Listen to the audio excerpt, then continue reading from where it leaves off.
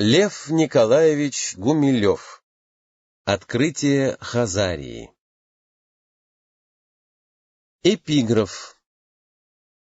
Мысли и чувства автора, возникшие во время пятилетнего путешествия по Хазарии как в пространстве, так и во времени, или биография научной идеи. Написано в 1965 году нашей эры, или в 1000 году от падения хазарского каганата, и посвящена моему дорогому учителю и другу Михаилу Илларионовичу Артамонову. Лев Николаевич Гумилев. Введение. Читатель, исторически образованный, знает, что хазары были могучим народом, жившим в низовьях Волги, исповедовавшим иудейскую веру и в 965 году побежденным киевским князем Святославом Игоревичем. Читатель, историк или археолог ставит множество вопросов. Каково было происхождение хазар? На каком языке они говорили? Почему не уцелели их потомки? Каким образом они могли исповедовать иудейство, когда оно было религией, обращение в которую запрещалось ее же собственными канонами? И самое главное, как соотносились между собой, собственно, хазарский народ, страна, им населенная, и огромное хазарское царство, охватывавшее почти всю юго-восточную Европу и населенное многими народами. В числе подданных хазарского царя были камские болгары, буртасы, сувары, мордва-эрзя, черемисы, вятичи, северяне и славяне-поляне. На востоке это царство граничило с Хорезмом, то есть владело Мангышлаком и Устюртом, а значит и всеми степями Южного Приуралья. На юге пограничным городом был Дербент, знаменитая стена которого отделяла Закавказье от хазарских владений. На западе весь Северный Кавказ, степной Крым и причерноморские степи до Днестра и Карпат подчинялись хазарскому царю, хотя их населяли отнюдь не хазары, а аланы, косоги, черкесы, печенеги и венгры, еще не перебравшиеся на свою теперешнюю территорию. Но границы государства почти никогда не совпадают с границами расселения того народа, который это государство создал. Они бывают то уже, то шире, в зависимости от военных успехов или неудач. Очерченная нами территория была границей царства, а где жил сам хазарский народ, письменные источники не указывают. Больше того, раскопанная профессором Артамоновым крепость на Дону, которую он отождествил с Аркелом, одной из хазарских крепостей, упомянутой и в русских летописях, и в византийских хрониках, не имеет археологических остатков, которые можно было бы отнести непосредственно к хазарам. В дохазарское время здесь было аланское поселение. После хазар — русский город Белая Вежа, а во время расцвета хазарского могущества крепость, гарнизон которой состоял из 300 наемных воинов, сменявшихся ежегодно. Могилы вокруг крепости принадлежат кочевникам, гузам или печенегам, очевидно служившим в хазарском войске. И в других местах, где побывали археологи, памятники хазарского времени относятся к подданным хазарского царя, а не к самим хазарам. Поэтому все, что известно историкам, касается хазарского государства в целом, но территория, где жил хазарский народ, отнюдь не совпадает с границами всей империи хазарского Кагана. Хаган или Каган, начиная с III века, титул царя у тюрко-монгольских кочевых народов. Название «хазары» было известно уже первому русскому летописцу, автору «Повести временных лет», и с тех пор оно упоминалось в русской исторической литературе неоднократно. Однако кто такие хазары и что такое Хазария, никто толком не знал, потому что, в отличие от прочих народов, имевших предков и потомков, у хазар ни тех, ни других не было обнаружено. Больше того, народность, в течение почти целого тысячелетия обитавшая в такой хорошо изученной местности, как междуречье Волги, Дона и Терека, где, согласно всем летописным источникам, помещался хазарский каганат, почему-то не оставила после себя никаких археологических памятников. Хазары, как и все прочие люди, ели и пили, и, конечно, били посуду. А где же черепки?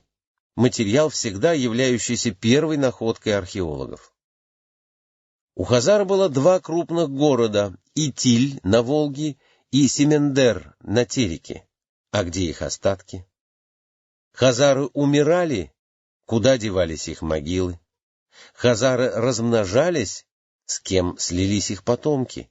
И, наконец, где располагались поселения хазар, те самые села и нивы, которые киевский князь Олег, по словам Пушкина, обрек мечам и пожаром? Это все долго оставалось неизвестным. Обычно территорию, на которой обитал когда-то какой-либо народ, подлежащий изучению, находят без труда. Иногда бывают споры об определении границ области расселения и времени заселения тех или иных местностей, но это детали все той же проблемы. Зато восстановление истории народа встречается с разнообразными и не всегда преодолимыми трудностями. При разрешении хазарского вопроса все получалось как раз наоборот. Соседние народы оставили о хазарах огромное количество сведений, иногда совпадающих, а иногда исключающих друг друга. Византийские греки заключали с хазарами союзы и посылали к ним православных миссионеров. Персы и арабы воевали с хазарами, но мусульманские купцы имели в хазарских столицах собственные кварталы. Русские из Киева и Чернигова платили хазарам дань обоюдоострыми мечами, а, собравшись силами, в 965 году прошли насквозь Хазарию, рубя такими же мечами хазарские головы. Писали о хазарах армяне и грузины, испытывавшие бедствие от их вторжений, но, пожалуй, документом, дающим самые исчерпывающие сведения о хазарском народе, было письмо хазарского царя Иосифа в Испанию к сановнику халифа Абдрахмана III Хаздаи ибн Шафруту, написанное в середине X века. На основе этих многочисленных документов мой учитель и друг, профессор Михаил Илларионович Артамонов, написал капитальную работу «История хазар». Но география этой страны по-прежнему оставалась в первобытном состоянии. Таким образом, углубилась странная диспропорция. Мы легко можем прочесть, какие победы одерживали хазары и какие поражения они терпели, но, как было уже сказано, о том, где они жили, каковы были их быт и культура, представления не имеем. Один из русских просветителей XVIII века, Болтин, писал: «При всяком шаге историка, не имеющего в руках географии, встречается притыкание, и неоспоримо есть, что история и география взаимное друг другу делают пособие, то есть одна другой неясности и недостатки уясняет и пополняет. Для политической истории это аксиома. Для того, чтобы уяснить ход той или иной битвы, в ряде случаев следует учитывать такие, на первый взгляд, второстепенные подробности, как, например, рельеф местности и время года, так как известны случаи, когда невылазная грязь задерживала атакующий строй. Отсутствие источников воды, заставлявшие менять позиции. Наличие холмов или оврагов, препятствующих построению войск. Еще важнее представлять себе всю область, через которую наступают или отступают войска. Знания карты местности слишком мало. Если это пустыня или залитая водой речная долина, то по карте не определишь ее истинного характера, а на местности, рассматриваемой под определенным интересующим нас углом зрения, все детали бросаются в глаза. Затем ландшафт всегда определяет вид и способы хозяйства. Длинный спор о том, были ли хазары кочевниками или земледельцами, решился бы, если бы стало известно, где располагались их поселки: в сухих степях, окружающих нижнее течение Волги, или в речных долинах. Но при разрешении этого вопроса следовало учитывать и то, что на протяжении 2 тысячелетий ландшафт не оставался неизменным. Причин этого явления существует такое же множество, как и попыток их определения. Одно ясно: менялся характер увлажнения, а следовательно, передвигалась береговая линия Северного Каспия, где суша плавно переходит в мелкое море. Равным образом степи в периоды засух превращались в песчаные пустыни с высокими барханами и глубокими котловинами выдувания, а во влажные периоды они зарастали степными травами и зарослями тамариска, превращаясь в рай для пастухов и их овец. Соотношение сил между степняками и жителями речных долин менялось и чувствительно отражалось на истории Нижнего Поволжья. И еще. Известно по описаниям путешественников, что Хазария активно торговала с Персией, Хорезмом и Византийской империей на юге, с Русью, Великой Булгарией и Великой Пермью, биармией скандинавских саг, на севере.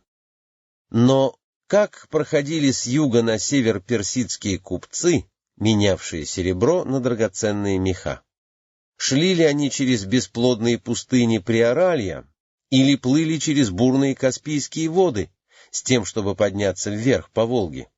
В обоих случаях есть «за» и «против», да и неясно, не менялись ли маршруты за долгие годы существования хазарского каганата, в годы его величия и в годы глубокого разложения. А где располагались перевалочные пункты, цветущие города Итиль и Семендер, в которых купцы и путешественники отдыхали в зеленых садах и запасались пищей для второй половины нелегкого пути? Наконец, почему мужественные русы на своих легких ладьях до начала X века не трогали Хазарию и не бороздили зеленые волны Каспийского моря? Ведь в Черном, Северном и Средиземном морях они появились на 100 лет раньше. И как случилось, что в XIII веке, когда Хазар еще видел итальянский монах Плано Карпини, страна Хазария стала никому неизвестной землей? Но пока довольно. Мы очертили круг вопросов, на которые история самостоятельно ответить не может, уступая свое поприще исторической географии. Хотя источники по хазарской истории были известны давно и изучались весьма тщательно, мнения ученых об их культуре, языке, территории, образе жизни не были единодушны. Крайние точки зрения были сформулированы знаменитым ориенталистом середины XIX века Григорьевым и нашим современником академиком Рыбаковым. Первая концепция, высказанная в 1834 году, исходя из сведений арабских источников VIII-X веков, только что попавших в исторический обиход, идеализирует хазарский каганат. Необыкновенным явлением в средние века был народ хазарский. Окруженный племенами дикими и кочующими, он имел все преимущества стран образованных: устроенное правление, обширную цветущую торговлю и постоянное войско. Когда величайшее безначалие, фанатизм и глубокое невежество оспаривали друг у друга владычество над Западной Европой, держава хазарская славилась правосудием и веротерпимостью, и гонимые за веру стекались в нее отовсюду. Как светлый метеор ярко блистала она на мрачном горизонте Европы и погасла, не оставив никаких следов своего существования. Отсутствие следов существования действительно заставляет усомниться в выводе Григорьева. Последний раз хазары упомянуты в XIII веке среди народов, покорившихся хану Батыю. Эта эпоха уже хорошо известна. Не только арабские купцы и русские летописцы, но и итальянские монахи-миссионеры, наблюдательные и образованные, описывали с разных точек зрения природу и население прикаспийских степей, в том числе и хазар. но они всегда как-то обходили вопрос о хазарской территории, на которой должны были сохраниться памятники материальной культуры. Мало того, культурное развитие всегда связано с письменностью, и у всех соседей хазар, греков, армян, персов, арабов, русских, существовала развитая литература, а от хазар остались лишь 3 эпистолы, написанные на еврейском языке. И так ли уж хорошо было устроено у хазар правление, если одного похода русского князя оказалось достаточно для полного разгрома великой державы? И куда мог исчезнуть народ, пользовавшийся благами торговли и содержавший постоянное войско? Нет, тут что-то не так. Диаметрально противоположна точка зрения Рыбакова. Он называет Хазарию небольшим полукочевническим государством паразитарного характера, жившим за счет транзитной торговли, хищнически пользуясь выгодами своего положения. Он помещает центр Хазарии в калмыцкой степи и указывает совершенно правильно, что там нет археологических следов хазарских городов. Там их действительно нет. Самое интересное, что скепсис Рыбакова базируется на тех же самых источниках, что и восторженность Григорьева. Это отнюдь не свидетельствует о неумении ученых пользоваться сведениями древних авторов, но нельзя не признать, что поскольку возможны столь различные заключения, то значит имеющихся источников недостаточно. С Рыбаковым согласиться невозможно, ибо еще до того, как торговля пошла по Волжскому пути, хазары уже имели сильное и отнюдь не наемное войско, спасшее в 627-628 годах императора Ираклия от разгрома. Паразитарно процветать могла только правящая верхушка, а кроме нее был народ, живший за счет собственного хозяйства и продолжавший существовать после 965 года, то есть после уничтожения каганата. Наконец, отсутствие археологических памятников в степях говорит только о том, что их надо искать в другом месте. В отличие от Григорьева и Рыбакова, Артамонов рассматривает историю хазар в динамическом становлении. Он тщательно выделяет городской период, когда правящая верхушка Хазарии, чуждая народу по крови и религии, богатела за счет торговли, опираясь на наемных гвардейцев-туркмен. Равным образом он констатирует, что кочевой быт, описанный в хазарской еврейской переписке, был связан с обычаями ханского рода, принадлежавшего к тюркской династии Ашина, не оставившей своих традиций. Этот автор оставляет открытыми все неясные, уже перечисленные нами вопросы о хазарском народе, так как имевшийся в его распоряжении материал не давал ему оснований для категорических суждений. Поэтому Артамонов отмечает, до сих пор точно не установлено местонахождение главнейших городов Хазарии Итиля и Семендера, неизвестны их вещественные остатки, не обнаружены не только могилы хазарских каганов, но вообще неизвестны, собственно, хазарские погребения. Иными словами, до сих пор не была открыта территория, на которой жил, собственно, хазарский народ, хотя довольно точно были известны границы хазарского каганата.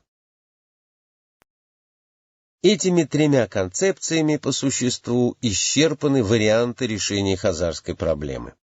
Несмотря на обширную литературу вопроса, все прочие мнения либо могут быть сведены к одной из 3 изложенных концепций, либо лежат в промежутках между ними. Большая же часть сочинений посвящена частным вопросам хазарско-византийских, хазарско-русских, хазарско-арабских отношений или уточнению отдельных хронологических деталей и не имеет каких-либо концепционных обобщений. Поэтому разбор этих работ мы не приводим, отсылая читателя к книге Артамонова. Артамонов Михаил Илларионович, История хазар, Ленинград, 1962 год. А как разобраться в этом читателю-не-специалисту, если он вдруг захочет узнать не о большой и долговременной научной полемике, а о самих хазарах? Если даже в массе книг и статей среди многих точек зрения и есть одна верная, то неподготовленный читатель не сможет отличить ее от других ложных. Единственный способ помочь ему — это провести его, как Вергилий вел Данте, за руку по всем дебрям мнений и сомнений, неудач, заставляющих ученого бросать протаренные пути исследований и успехов, окрыляющих и толкающих вперед, дав таким образом читателю возможность составить собственное мнение. Так и построена эта книга. Она — биография научного открытия. Поэтому в ней равное место уделено описанию предмета и способа исследования, археологическим находкам и встречам с коллегами, кропотливому изучению истории и мыслям, возникшим на первый взгляд случайно, но оказавшимся плодотворными, детальным отчетам о маршрутах и впечатлениях от красот природы. Все это смешивается, сливается в едином процессе исторического синтеза, и никогда нельзя сказать, что оказалось наиболее важным для постижения истины.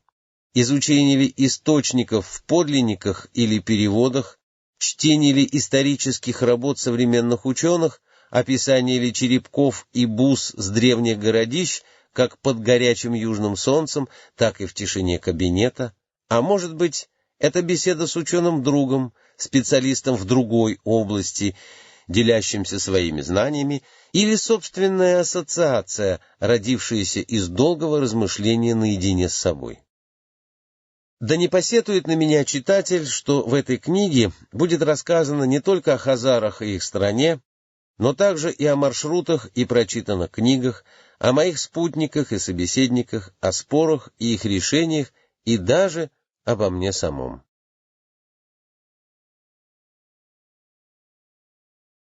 Глава 1. Поиски Итиля. Разговор 1 с Артамоновым. В один из весенних дней 1959 года я вошел в читальный зал библиотеки Эрмитажа и увидел профессора Артамонова, рассматривающего карту калмыцких степей.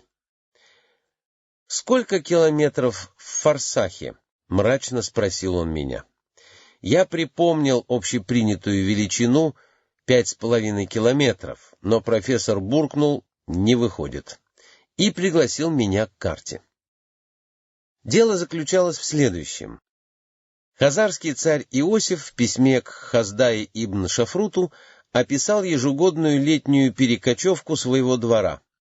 Весной он выезжал из своей столицы Итиль, расположенной на берегу Волги, и двигался на юг, к реке Вдшан.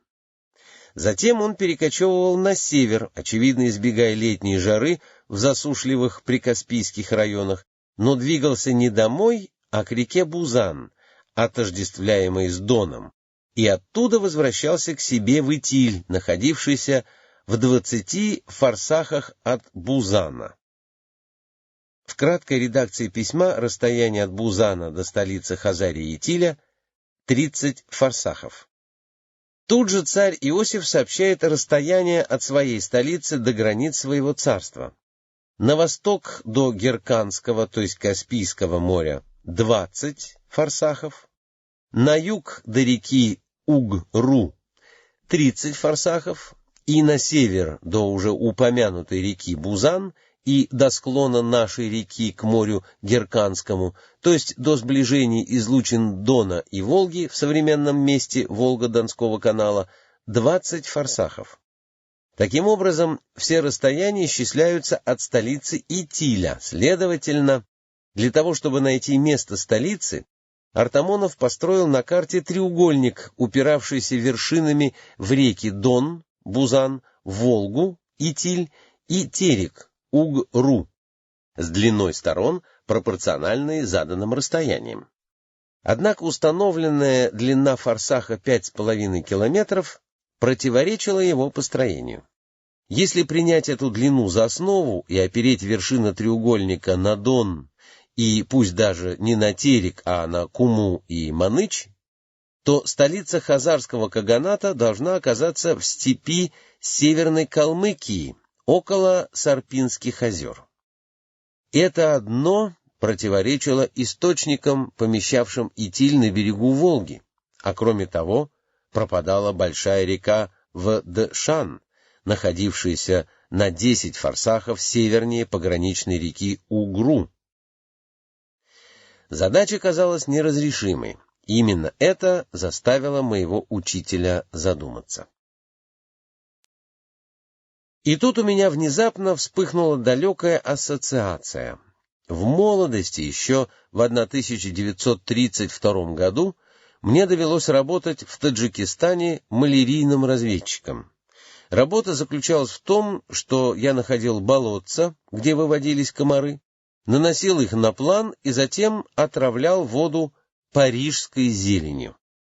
Количество комаров при этом несколько уменьшалось, но уцелевших вполне хватало для того, чтобы заразить малярией не только меня, но и все население района.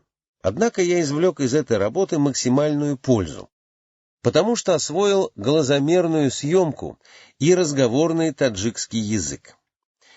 Так как при определении расстояния мне неоднократно приходилось обращаться к местным жителям, то я волей-неволей усвоил среднеазиатскую меру длины чакрым. Определить длину чакрыма в метрах было невозможно.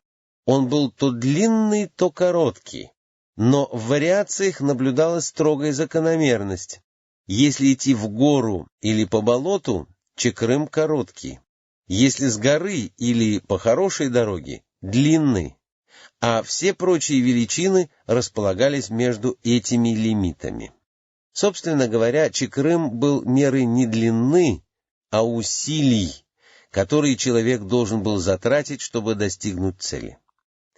Нельзя не признать, что такая система отсчета была очень удобна для местных жителей, хотя совершенно непригодна для картирования.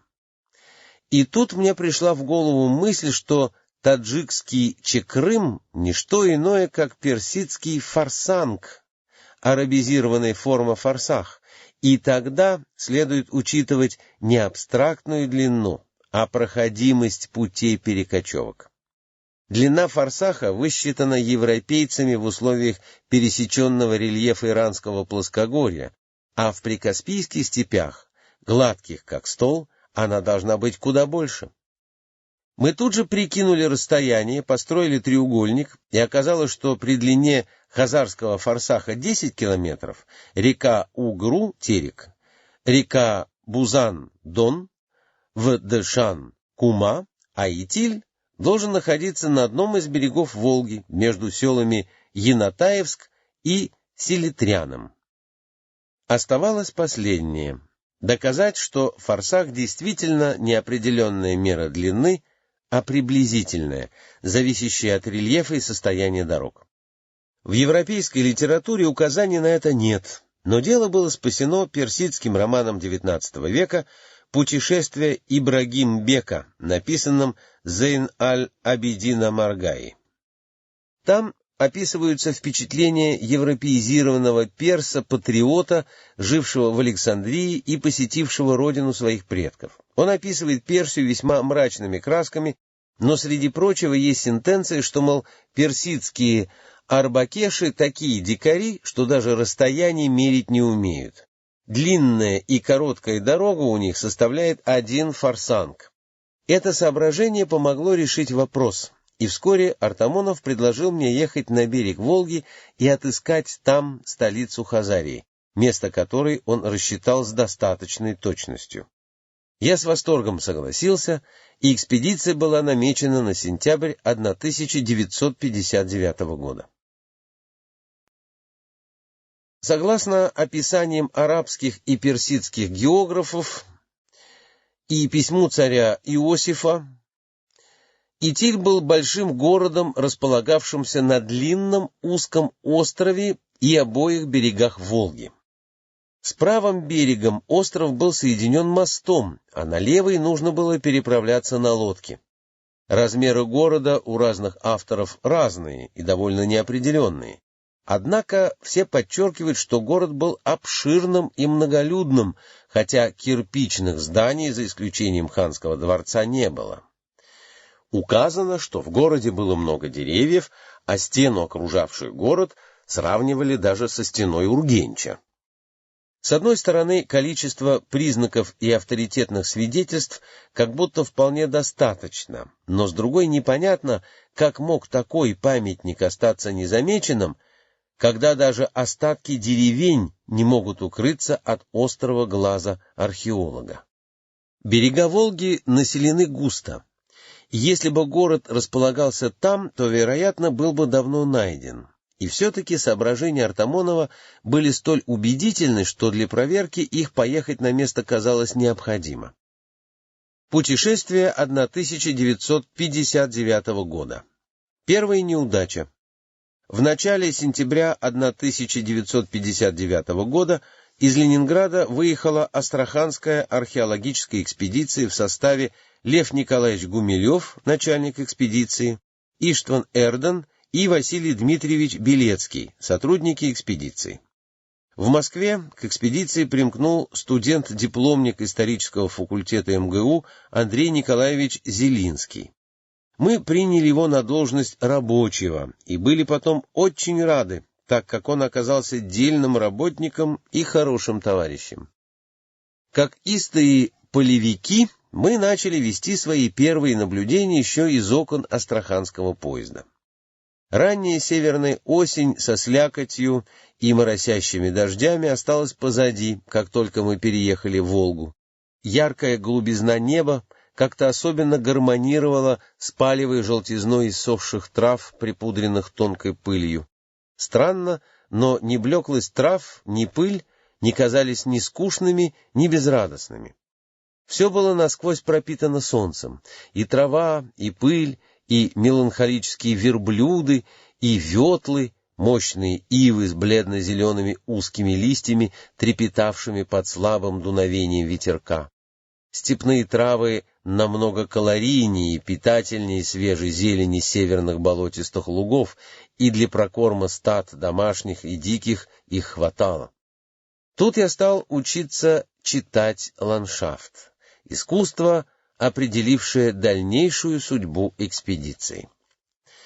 В Астрахани мы задержались только до парохода, утром 8 сентября высадившего нас на пристани Янатаевска на правом берегу Волги. Необходимо отметить, что Волга, текущая до Волгограда единым могучим потоком, после того, как она поворачивает на юго-восток, растекается на два русла: западная, собственно, Волга, и восточная Ахтуба. Между обоими руслами лежит длинная полоса суши, заливаемая при весенних половодьях. Этот зеленый остров, покрытый лугами и купами ив, резко дисгармонирует с сухой степью правого берега Волги, где на растрескавшейся коричневой суглинистой почве торчат только редкие кустики чахлой растительности. И все-таки все деревни расположены на высоком берегу Волги, потому что весенние паводки уничтожали бы любое строение, воздвигнутое в пойме. Поэтому мы не обратили внимания на чарующую зелень противоположного берега и направили маршруты на север, юг и запад, надеясь обнаружить остатки крепостных валов Итиля или, по крайней мере, черепки, посуды, разбитой хазарскими женщинами. Но мы не нашли ничего. Даже особенностей рельефа, отвечавшего описанию арабских географов. За 3 дня работ стало ясно, что на правом берегу Волги хазарской столицы не было. Проверка подтвердила первоначальное заключение. Современный берег Волги образовался недавно путем подмыва. 1000 лет назад здесь была суглинистая степь с нерасчлененным рельефом. Ни остатков поселений, ни даже черепков от разбитой посуды вокруг Янатаевска не было обнаружено. Больше того, когда на следующий год мне удалось снова проехать мимо этого села, в обрезе невысокого бугра были обнаружены обнажившиеся кости человека. Скелет был зачищен и оказался воином-сарматом, при нем были железный меч и сосуд. Если бы над ним стоял большой город, то наземное погребение не сохранилось бы до нашего времени. Можно быть уверенным, что Итиль помещался не здесь. Ниже, у села Сероглазки, где берег подмыт меньше, была найдена разнообразная керамика в береговом обрезе и котловинах выдувания. Это место было населено в древние времена, но ни стен, ни остатков зданий не обнаружено, а конфигурация рельефа не отвечает описанию Итиля. Но это еще не было неудачей. Для дальнейших поисков надо было перебраться на другую сторону, но переезд по прямому направлению был невозможен. Ширина поймы в этом месте 18 километров, а дорог через пойму нет.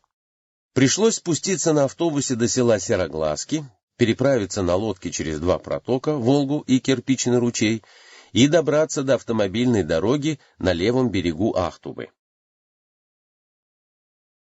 Здесь мы попали словно в совершенно другую страну. Песчаная пустыня простиралась на восток. Высокие барханы подступали к берегу реки и высились, как горы, недалеко от обнаженных склонов и обрывов прибрежных холмов, омываемых рекой. Здесь не было девственной пустоты калмыцкой степи, наоборот, безлюдье дышало древностью. Это чувство, знакомое каждому опытному археологу, невозможно описать или передать. Присутствие находок ощущается всей поверхностью кожи. Но это не всегда те находки, ради которых археолог отправился в путь. Нам попадались в изобилии красные, хорошо прожженные черепки сосудов, сделанных на гончарном круге, иногда с лазоревой или зеленой поливой. Это были следы татарских поселений XIII-XV веков, окраины роскошной столицы ханов Золотой Орды, сарая Бату-хана. Первый сарай, дворец, построенный Батыем, лежит около села Селитринова, второй, построенный ханом Берке, выше, по Волге. Этот город, одна из столиц Восточной Европы, был огромен.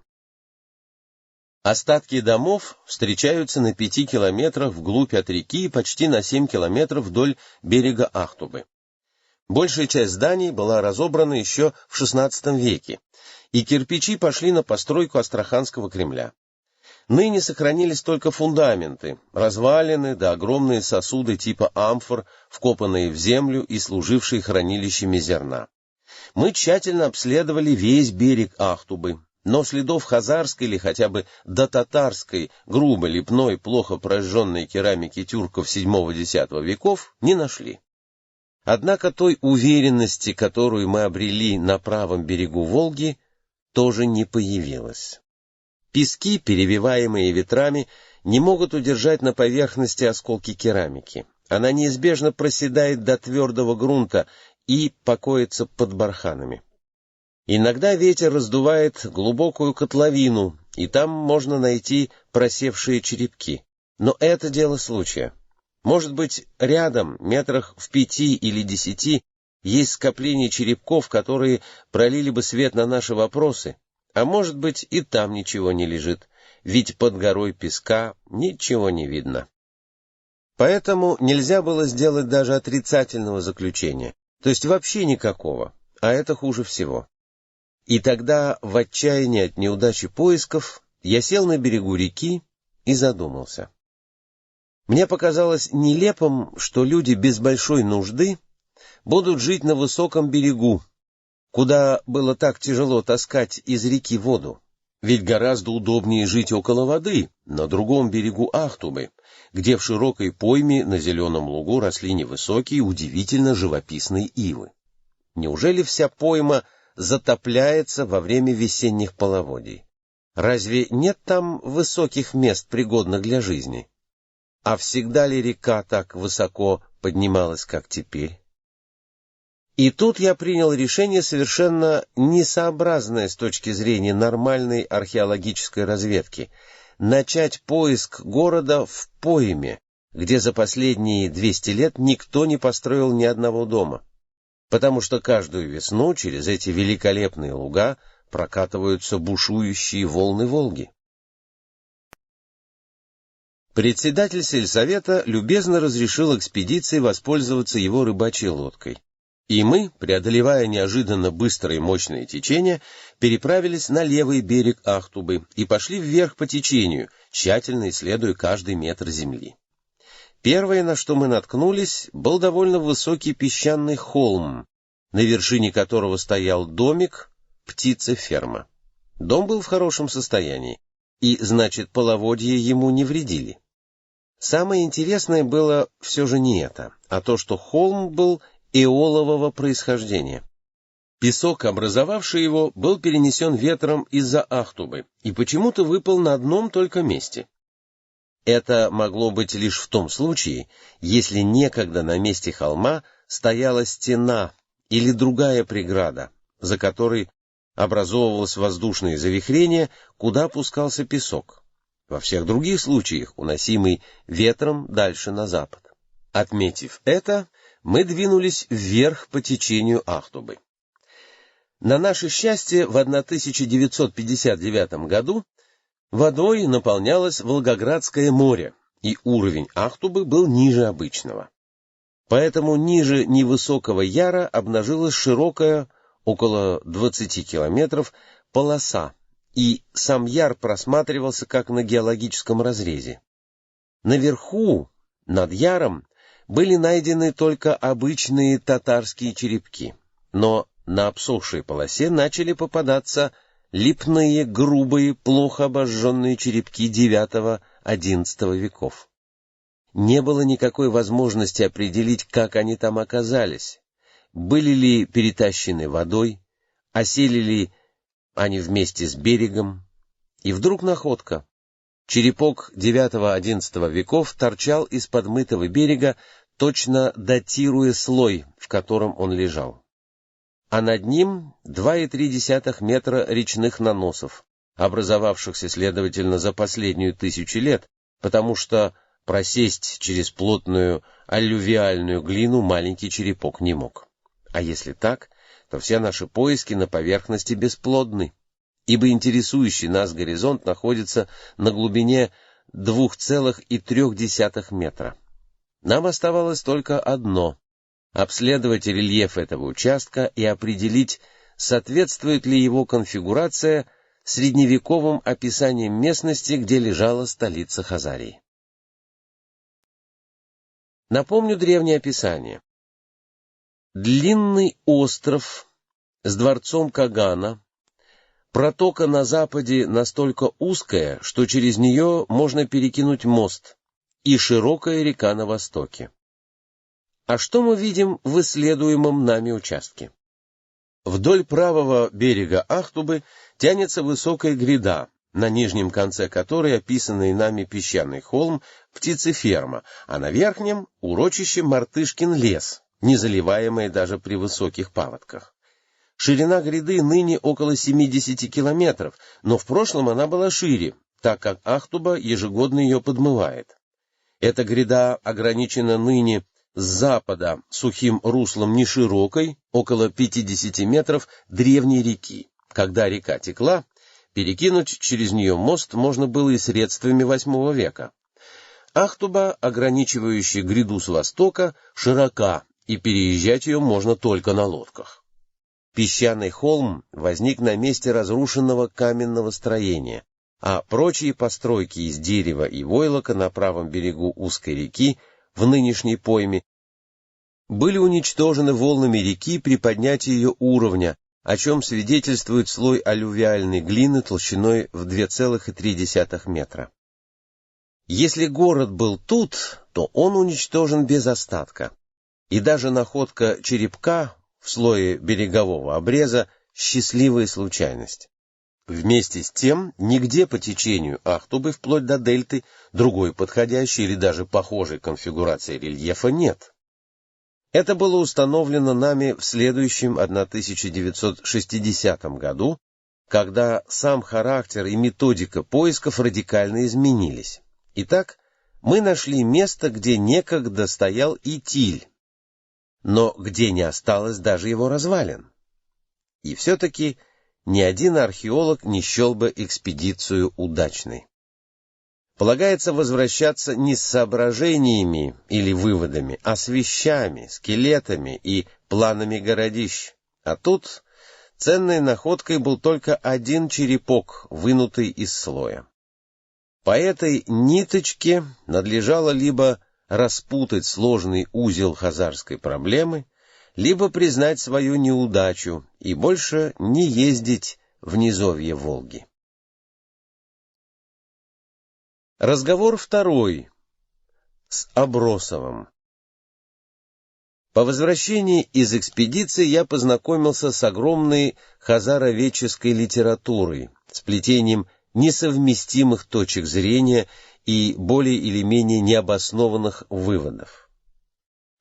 Ясно было одно: хазарских памятников никто не находил, и где их надо искать, неизвестно.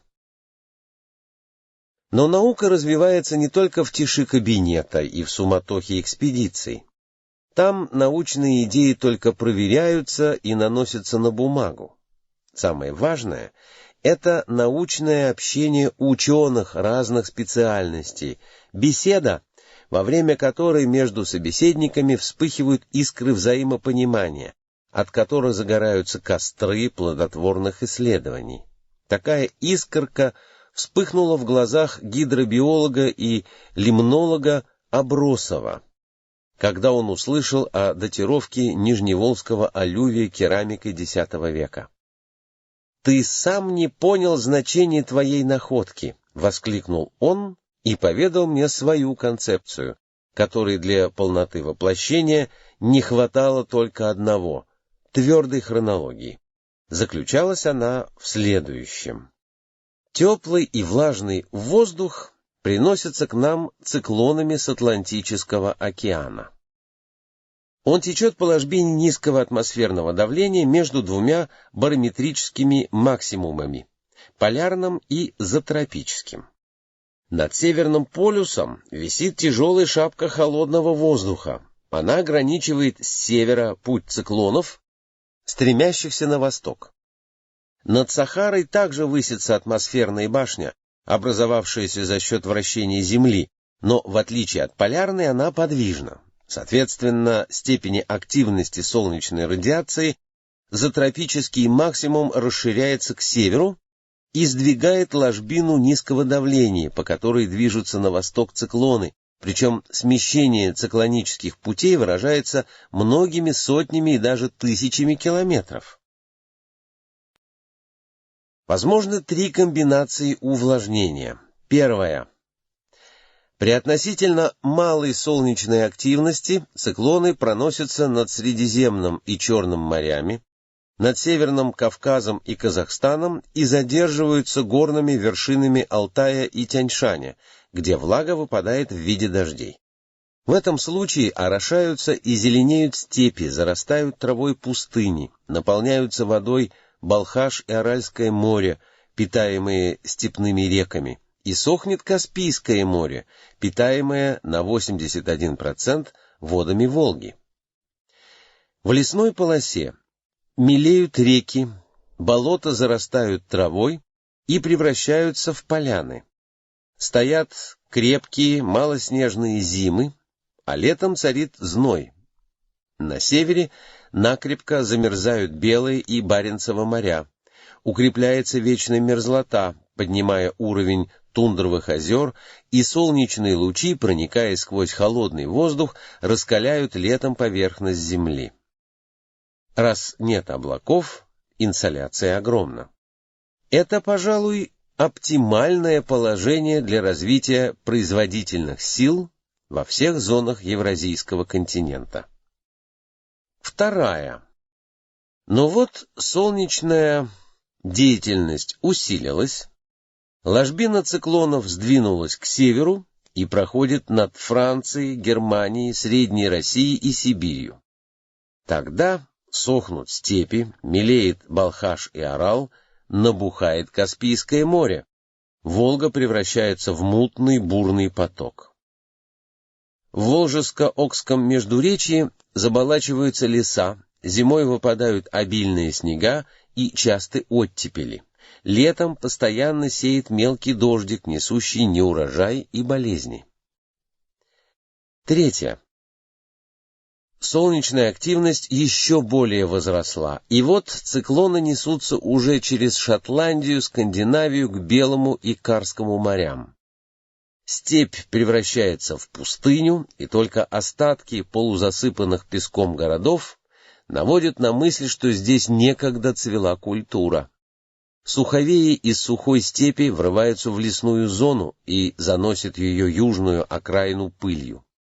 Снова мелеет Волга, и Каспийское море входит в свои берега, оставляя на обсыхающем дне слой черной липкой грязи. На севере тают льды Белого, Баренцева и даже Карского морей. От них поднимаются испарения, заслоняющие солнце от земли, на которой становится холодно, сыро и неуютно. Отступает вглубь земли вечная мерзлота, и вслед за нею впитывается в оттаившую землю вода из тундровых озер. Озера мелеют, рыба в них гибнет, и в тундру, как в степь, приходит голод. Какова продолжительность этих периодов смен наибольшего увлажнения? Вот вопрос, на который следовало бы ответить. Для этого нужно было найти ту среду, которая бы, во-первых, чутко реагировала на изменения погоды, а во-вторых, имела бы точные хронологические даты. Первому условию удовлетворяет биосфера. При увлажнении пустыни наступают на степи, а склоны гор превращаются в выжженные солнцем пространства. Эти явления хорошо выражены на стыках ландшафтных зон, на границах степи и пустыни, тайги и степи, тундры и тайги. Установить их наличие было легко, последовательность возможно, но точных дат взять было неоткуда. И тут я предложил моему другу рассмотреть с этой точки зрения историю кочевых народов. Они живут исключительно натуральным хозяйством за счет природы. Овцы и кони питаются травой, количество которой зависит от выпадающей влаги. Поскольку численность стад определяет богатство и могущество кочевников, а даты расцвета кочевых держав известны за 2000 лет, то мы можем обратным ходом мысли восстановить природные условия минувших эпох. Всю ночь просидели мы над составлением хронологических таблиц, на которые наносили эпохи расцвета и упадка кочевых держав Великой Степи, а к утру получили первый вариант смены климатических условий с точностью, при которой допуск равнялся примерно 50 годам. Оказалось, что продолжительность климатических периодов исчисляется 2-5 веками. Но какое значение имела эта климатологическая концепция для чисто исторической задачи поиска в древней Хазарии? Решающее. Ведь если черепок хазарского времени перекрыт наносами, значит бурное увеличение водосбора Волги, а следовательно и поднятие уровня Каспийского моря, произошли позже гибели хазарского каганата. Значит, ландшафт низовий Волги был иным, и хазарские памятники следует искать не на высоких берегах, а в пойме и дельте Волги. Там никто еще хазар не искал, потому что считалось, что на низких местах, подверженных половодьям при высоком уровне Каспия, жизнь людей была невозможна. А историки исходили из того, что уровень Каспия падает неуклонно, и, следовательно, в VI веке был гораздо выше, чем в XX. Абросов посоветовал мне всеми силами добиваться поездки в дельту, потому что там есть так называемые Беровские бугры. Они названы в честь впервые их описавшего крупного русского естествоиспытателя Карла Бера, которые не покрывались водой при любом поднятии Каспия в послеледниковое время. Что это за возвышенности, я еще тогда не знал, но, вняв совету, отправился в географическое общество на доклад о генезисе Беровских бугров, и познакомился там с докладчиком, геологом Алексиным. Эта встреча определила судьбу хазарской проблемы. Разговор третий с Алексиным. Александр Александрович Алексин 20 лет был горным инженером-практиком, и все эти годы мечтал о научной работе. Наконец он стал начальником отряда Южной геологической экспедиции Академии наук, исследовал неотектонику нефтеносных районов прикаспийских степей и был совершенно счастлив. Научные открытия сделались его страстью, а природная наблюдательность и опыт полевой работы обеспечивали успех его исследований. Но ему тоже, как и Абросову, не хватало точных хронологических дат для определения скорости геологических процессов. Поэтому он ухватился за возможность найти их с помощью археологии. Минувшим летом он объездил большую часть дельты Волги и степи вокруг Каспийского побережья. Он рассказал мне о курганах на берегу дельтовых протоков, об огнях, горящих над могилами, заброшенными в пустой степи. Это оказались могилы мусульманских мул на выходах подземного газа, подожженного верующими казахами.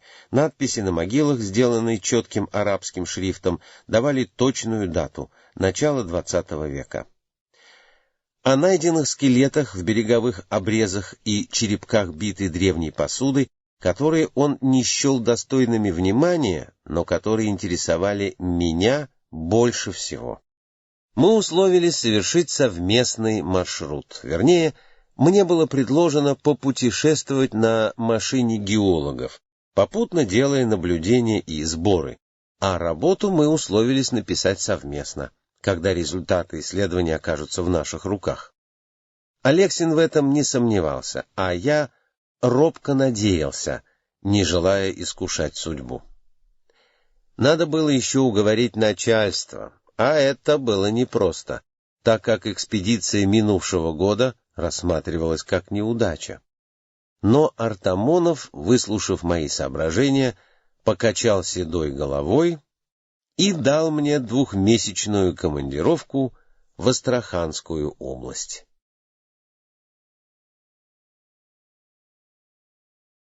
Глава 2.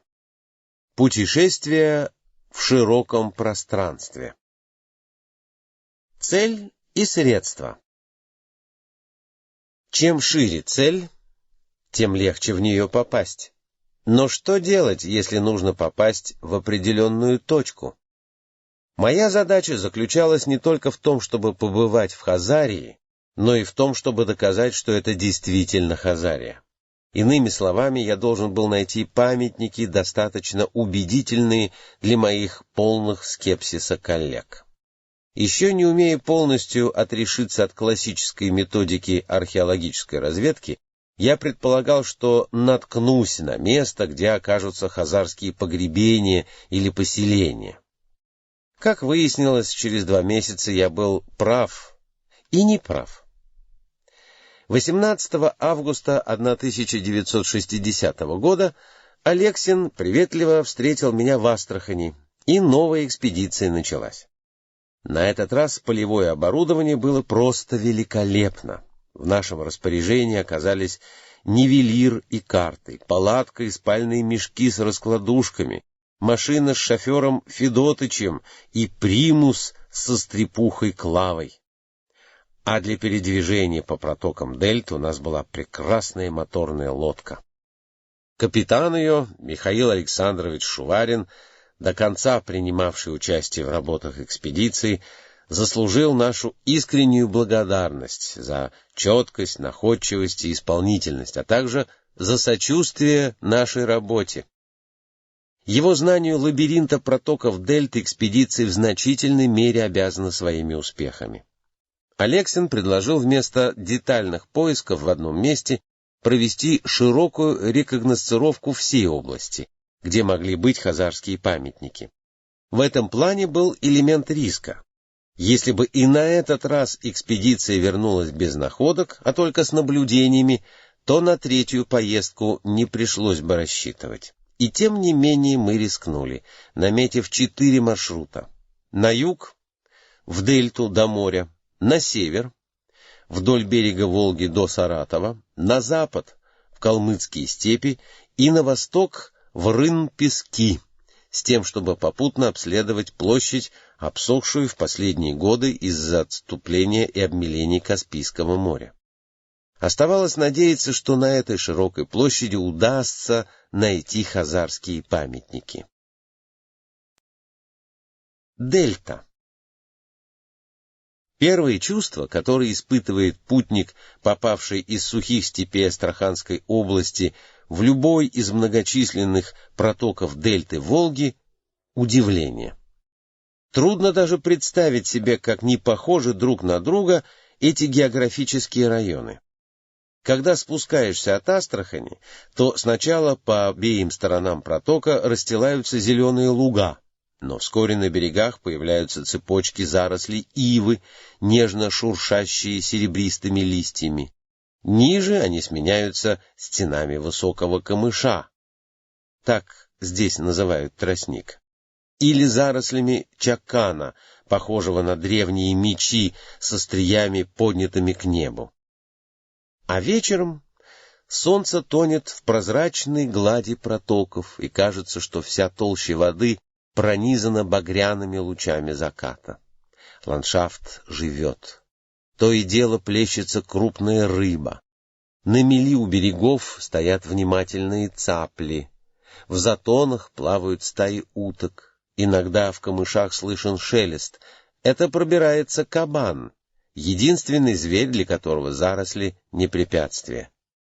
А над всем этим очарованием вздымаются продолговатые беровские бугры, на сухих вершинах которых расположились островки настоящей полупустыни с колючими кустами перекати-поле.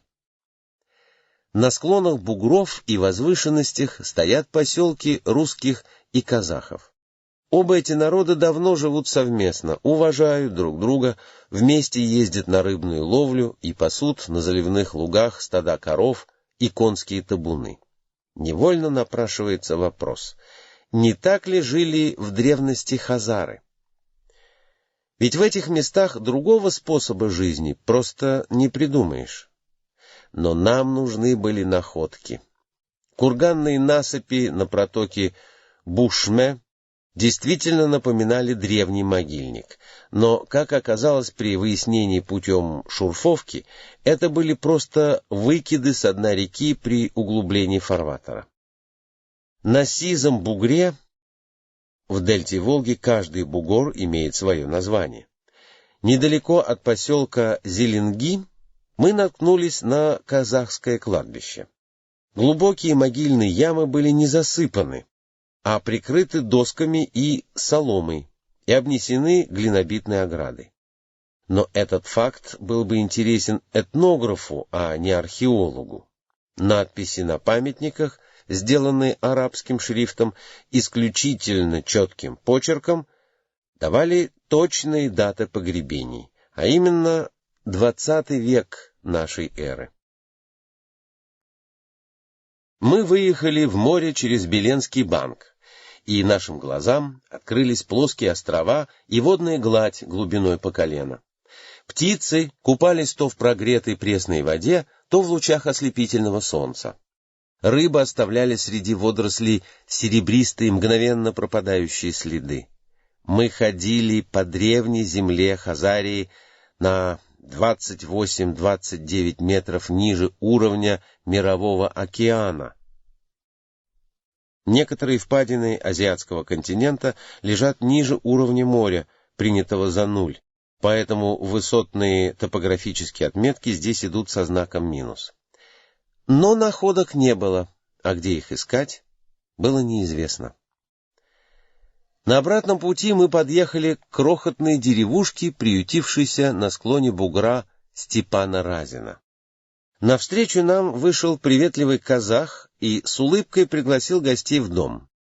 Мы выпили чаю, переночевали и утром пошли осмотреть вершину бугра, украшенного высоким триангуляционным пунктом. И тут мы были вознаграждены за все волнения, комариные укусы и бесплодные маршруты по пустым буграм. под восточным склоном бугра был построен маленький кирпичный завод. Глину добывали, стесывая оконечность бугра, так что к нашему приезду образовался отвесный обрыв высотой 20 метров. Заглянув вниз, я увидел, что из обреза торчат остатки человеческих костей. Археологический нож был при мне, и я немедленно начал расчистку. Мой спутник Алексин и наши любезные хозяева принесли лопату, быстро сделали веник, и уже не помню, через какое время, я его не замечал и не считал, мы увидели скелет мужчины, лежавший на спине. У правого бедра был небольшой железный нож, на месте левого уха серьга, бронзовое колечко, а в изголовье великолепный сосуд с рифлением и лощением, не похожий ни на какие известные до сих пор. Ноги были срезаны обрывом. Грани времени захоронения были точны. Железный нож исключал даже эпоху бронзового века, не говоря уж о неолите.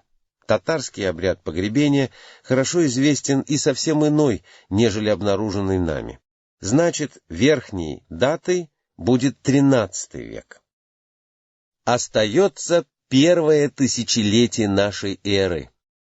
А в дельте Волги в это время жили именно хазары.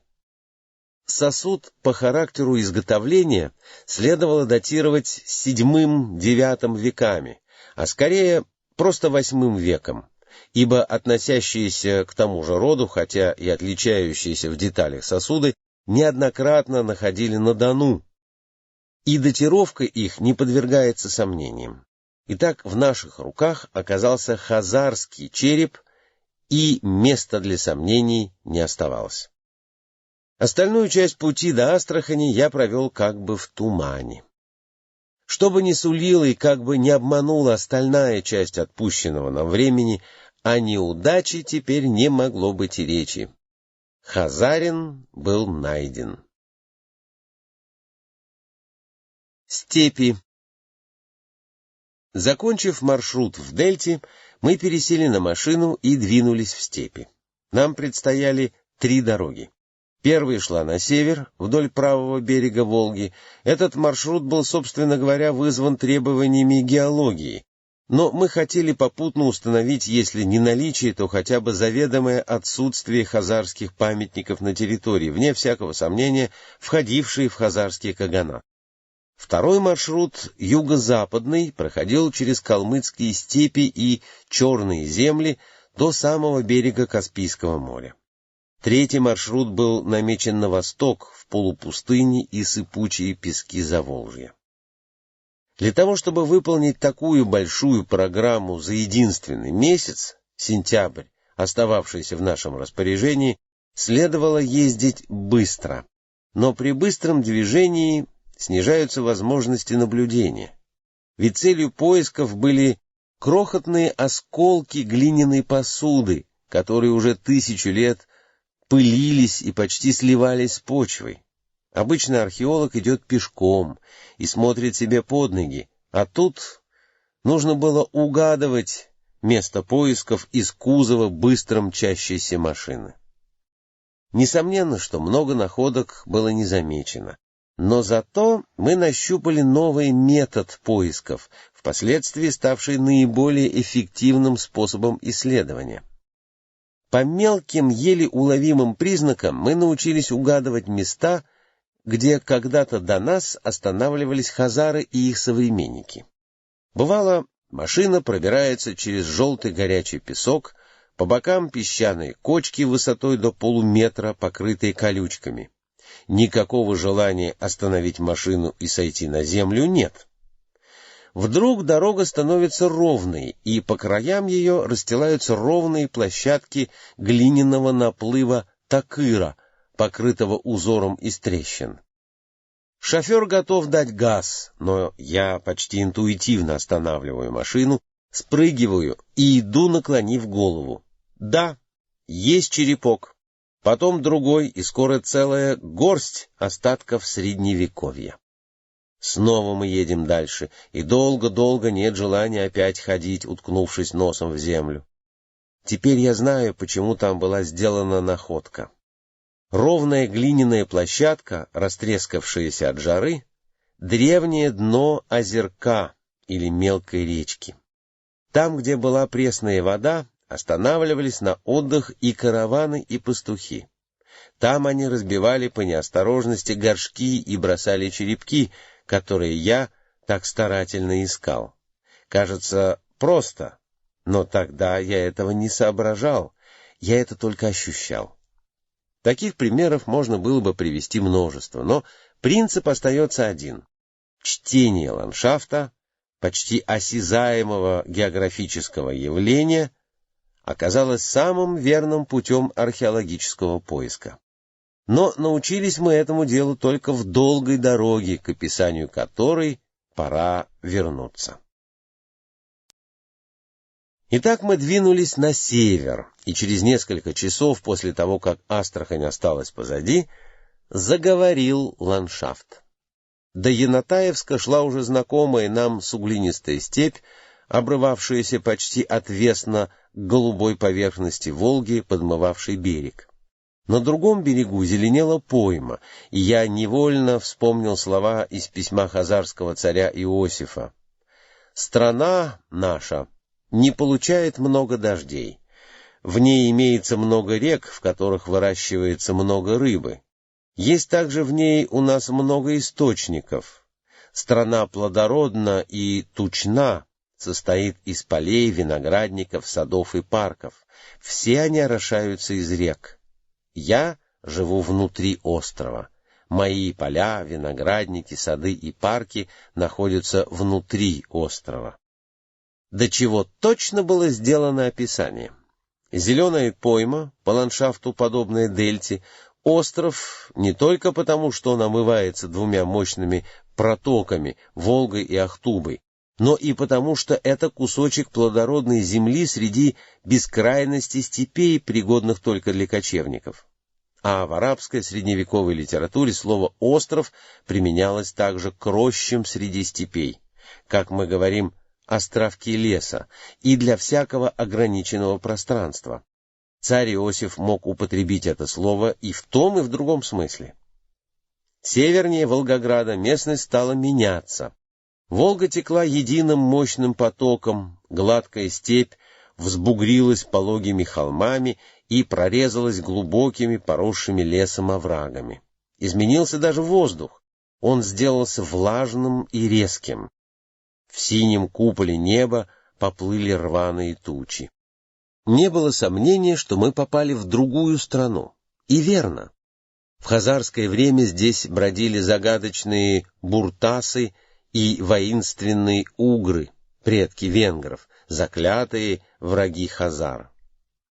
Можно поверить, что хазарские ханы и цари грозной силой своих наемных войск держали эту местность в относительной покорности, но людям, привыкшим к мягкой, даже несколько пряной природе дельты, эта холмистая, сравнительно холодная страна должна была оказаться чужбиной.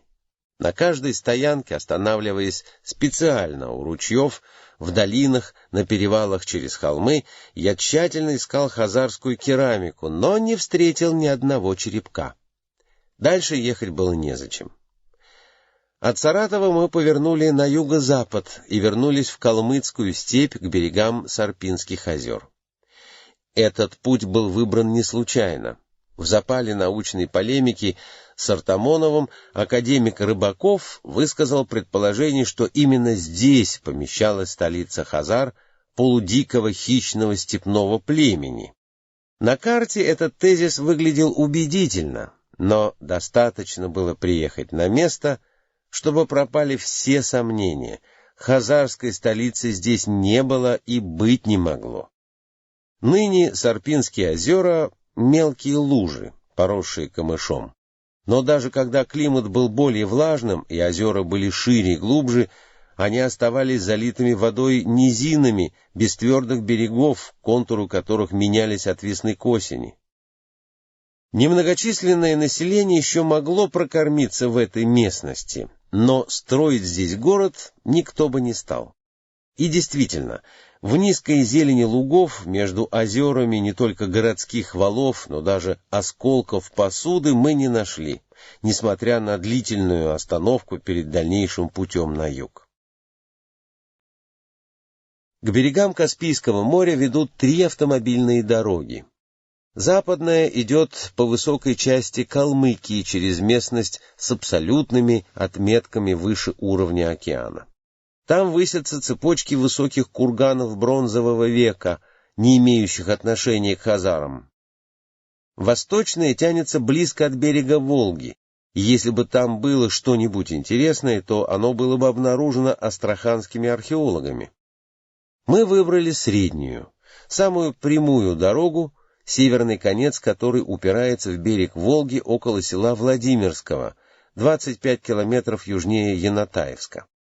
Мне казалось логичным, что автомобильная дорога, скорее всего, пойдет по линии древнего караванного пути, а ведь именно с этого пункта правого берега Волги каждой весной выходил караван хазарского хана, сопровождая его в южные зеленые луга на берегах реки Угру. Если это предположение верно, то, думал я, по обочинам дороги мы найдем следы керамики хазарского времени. Пусть их будет мало. Старые и новые дороги не могут совпадать на всем протяжении, но в бескрайней степи это хоть какой-то ориентир. И действительно, через день пути к югу от Сарпинских озер мы нашли первую россыпь фрагментов средневековой дотатарской керамики.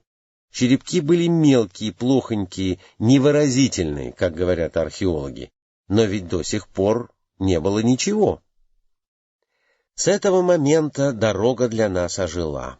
Она змеилась по песку, поросшему сухими колючками, среди пологих возвышенностей, которые нельзя было назвать даже холмами. Южнее начали попадаться продолговатые лужи соленой воды, обрамленные жидкой соленой удивительно едкой грязью. Это началась область подстепных ильменей, следы отступления Каспийского моря. Давно, на заре человеческой культуры, около 15 тысяч лет до нашей эры, когда воды последнего таявшего ледника стекали через русло Волги, Каспийское море вместило их. Уровень его поднялся до абсолютной отметки плюс метр, или около того, то есть на 29-30 метров выше своего теперешнего уровня. Но когда наступила сухая ксеротермическая эпоха, началось отступление моря. Зеркало испарения было огромно. Глубины на залитой территории ничтожны, и вода под палящим солнцем превращалась в пар. Море уходило, задерживаясь в лощинах, становившихся солеными озерами. Так возникла область подстепных ильменей, освоенная человеком в эпоху Верхнего Палеолита. На берегу одного из этих соленых озер мы обнаружили находку, оставившую равнодушным меня, но весьма заинтересовавшую моего спутника. Там лежали кремневые отщепы, раздробленные кости и несколько плиток сланца толщиной около полусантиметра неправильной формы. Это была типичная палеолитическая стоянка, ничем не замечательная, кроме того, что сланцевые плитки были, согласно геологическому определению Алексина, принесены с Кавказского хребта. Картина была ясна. Люди шли за отступавшим морем, находя в мелких озерах пищу — рыбу, моллюсков, раков и яйца водоплавающих птиц. Найденный нами материал был столь маловыразителен, что уточнить дату отступления моря было невозможно, но важно было то, что так высоко воды Каспия стояли только в эпоху Палеолита, а отнюдь не в интересующий нас исторический период. Аналогичные находки были сделаны нами еще 2 раза, но они ничего не прибавили к первому выводу, важному лишь для геолога-четвертичника, а отнюдь не для историка средних веков. Южнее области подстепных Ильмений расстилается широкая равнина, так называемые черные земли. Это дно Каспийского моря, обсохшее в доисторический период. С запада его ограничивают отроги Калмыцкой степи, с востока оно плавно переходит в Каспий. Даже береговую линию трудно определить, так как она зависит от направления ветра. Западный ветер отгоняет воду, обнажая дно, восточный пригоняет огромные массы воды, затопляя побережье иногда на добрый десяток километров. Название «Черные земли» дано этой мрачной равнине из-за того, что зимой здесь выпадает очень мало снега, который смешивается с тонкой пылью и песком.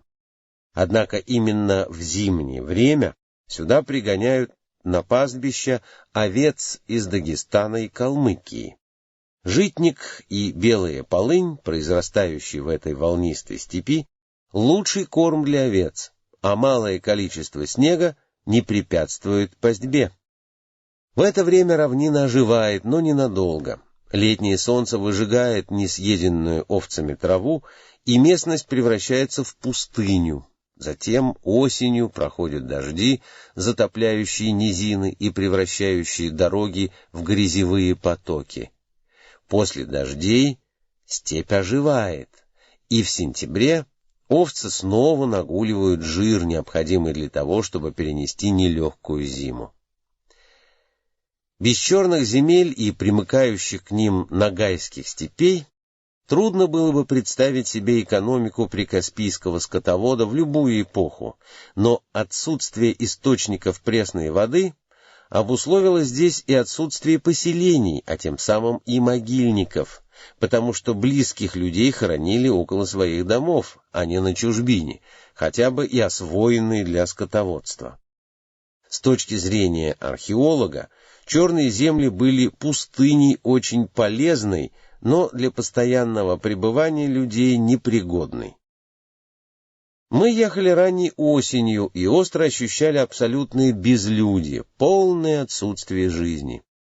Только около дороги две находки керамики хазарского времени показали, что и 1000 лет назад через эту равнину проходили люди.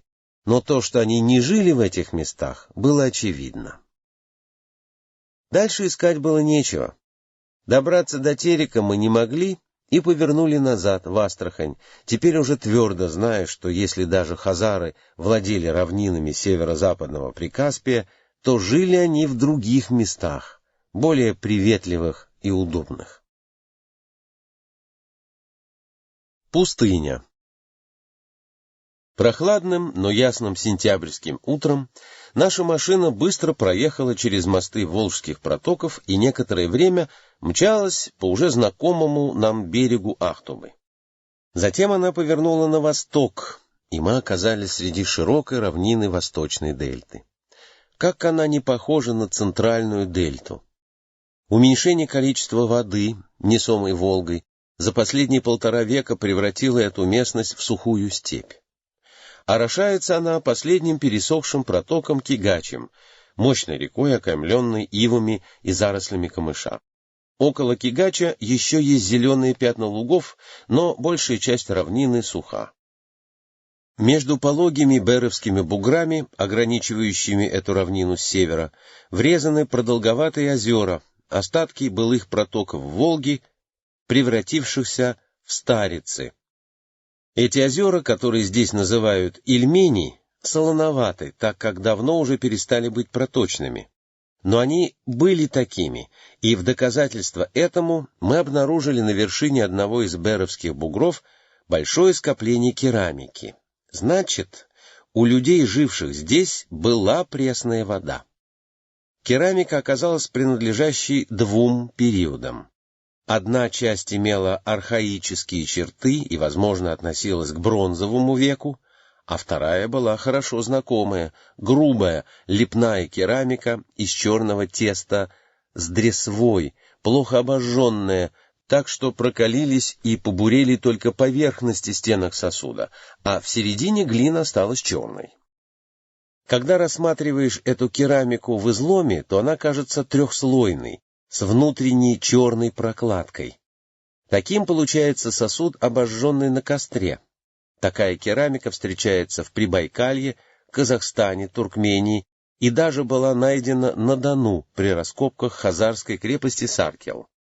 Она четко датируется VII-X веками, а широкое ее распространение указывает на культурную близость многочисленных тюркских племен, кочевавших в это время по степям Евразийского континента. В VII-X веках в заволжских степях обитали гузы, и поэтому не было никаких сомнений, что мы нашли их стоянку. По существу, эта находка была первой, достаточно выразительной и датирующейся за пределами дельты Волги. За ней пошли другие. В полупустыне, прилегающей к дельтовой равнине, около грязевых сопок урочища Азау, гузская керамика стала встречаться часто. На этом плоскогорье навеянный песок неглубок, и ветер легко раздувает его до темно-бурой материковой почвы, образуя так называемые котловины выдувания. Почти в каждом выдуве мы находили иногда несколько черепков гузских горшков, а иногда целые скопления их. Видимо, в VII-X веках эта местность была населенной, а это значит, что вода была неподалеку. Единственным источником могла быть та самая Старица, которая сейчас суха, за исключением нескольких солоноватых луж в ее наиболее глубоких местах. Вывод напрашивается сам. В древности, точнее в хазарское время, протоки Волги были не те, которые мы наблюдаем теперь. Археология подвела нас к проблеме периодов образования ландшафтов, к установлению их абсолютных физико-географических датировок, недостижимому никаким иным путем. Но задерживаться на полученном выводе мы не могли и не хотели. Наступала, а мы еще не осмотрели знаменитые Рын-пески. День прошел в движении на восток по гладкой, укатанной дороге с сумасшедшей скоростью. Мелькнули и скрылись русские села и казахские аулы, в этих местах похожие друг на друга. Очевидно, наличие единого материала для построек и климат, создающий одинаковые для русских и для казахов условия жизни, заставили местных жителей выработать сходный архитектурный стиль. Я отметил это для будущих работ, потому что трудно размышлять, когда холодный встречный ветер сечет лицо, пронизывает насквозь и некуда спрятаться, сидя в открытой машине. Мы спешили, потому что в людной местности вдоль тракта ждать находок не приходилось, а времени оставалось так мало.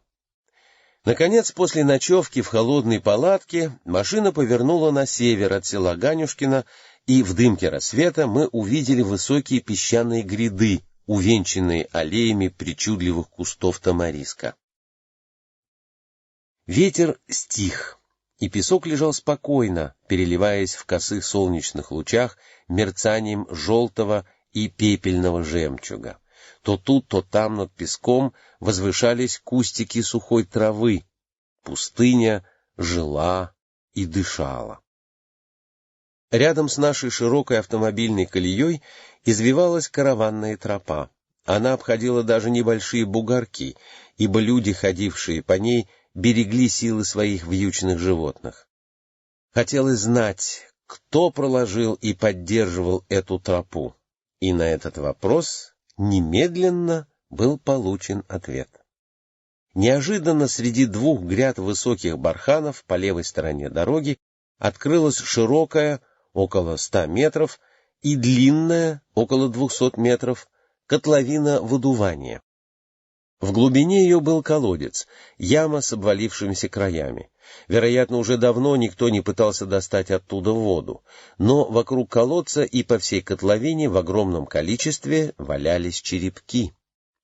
Здесь были уже знакомые нам полосатые в изломе гузы, красные звонкие татары, серые лощеные сарматы, нежные тонкостенные черепки из великолепно отмученной глины, эпоха бронзы и даже стеклянные осколки водочных штофов XVIII века.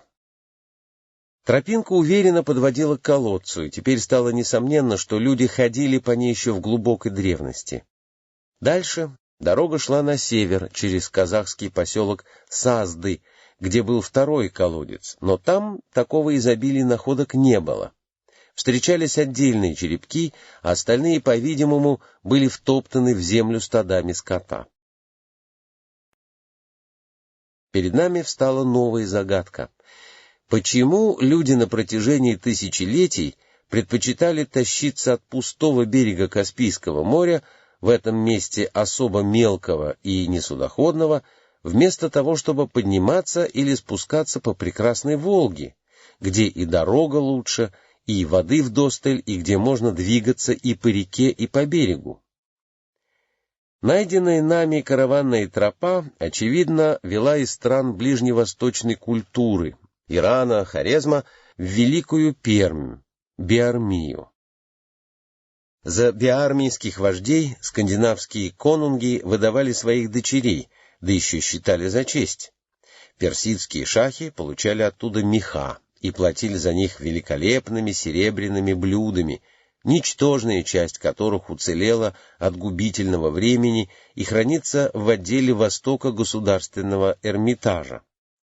Путь через страну гузов описывал путешественник X века Ахмед ибн Фадлан. Путешествие Ибн Фазана на Волгу. Москва-Ленинград, 1939 год. Ковалевский. Книга Ахмеда ибн Фадлана о его путешествии на Волгу в 921-922 годах. Харьков, 1956 год. Дорога, по которой мы ехали, была или та самая, или одна из нескольких, соединявших север с югом. Но почему она пролегла в таком, казалось бы, неудобном месте? Вот еще одна проблема, которую мы должны были решить. Самым простым решением, немедленно принятым нами, было повернуть машину на юг и проследить дорогу по широкой равнине обсохшего Каспийского берега, с тем, чтобы найти там остатки порта, от которого этот путь начинается. Через несколько часов обратного пути мы выехали из Рын-Песков, пересекли неширокую полосу автомобильного тракта и прилегающие к нему поля.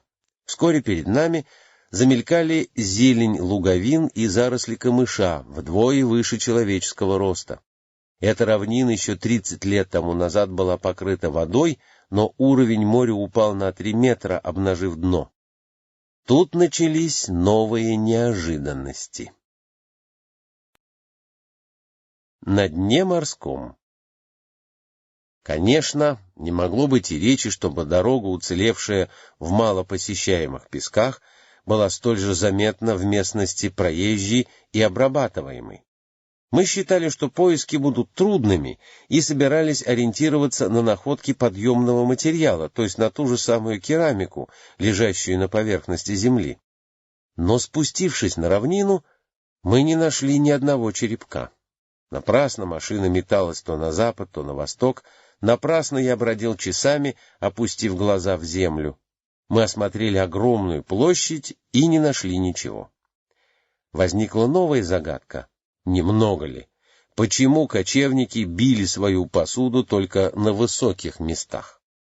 Такая постановка проблемы была абсурдна, и мы перестроили ее так. Почему мы находим керамику до X века только на высоте?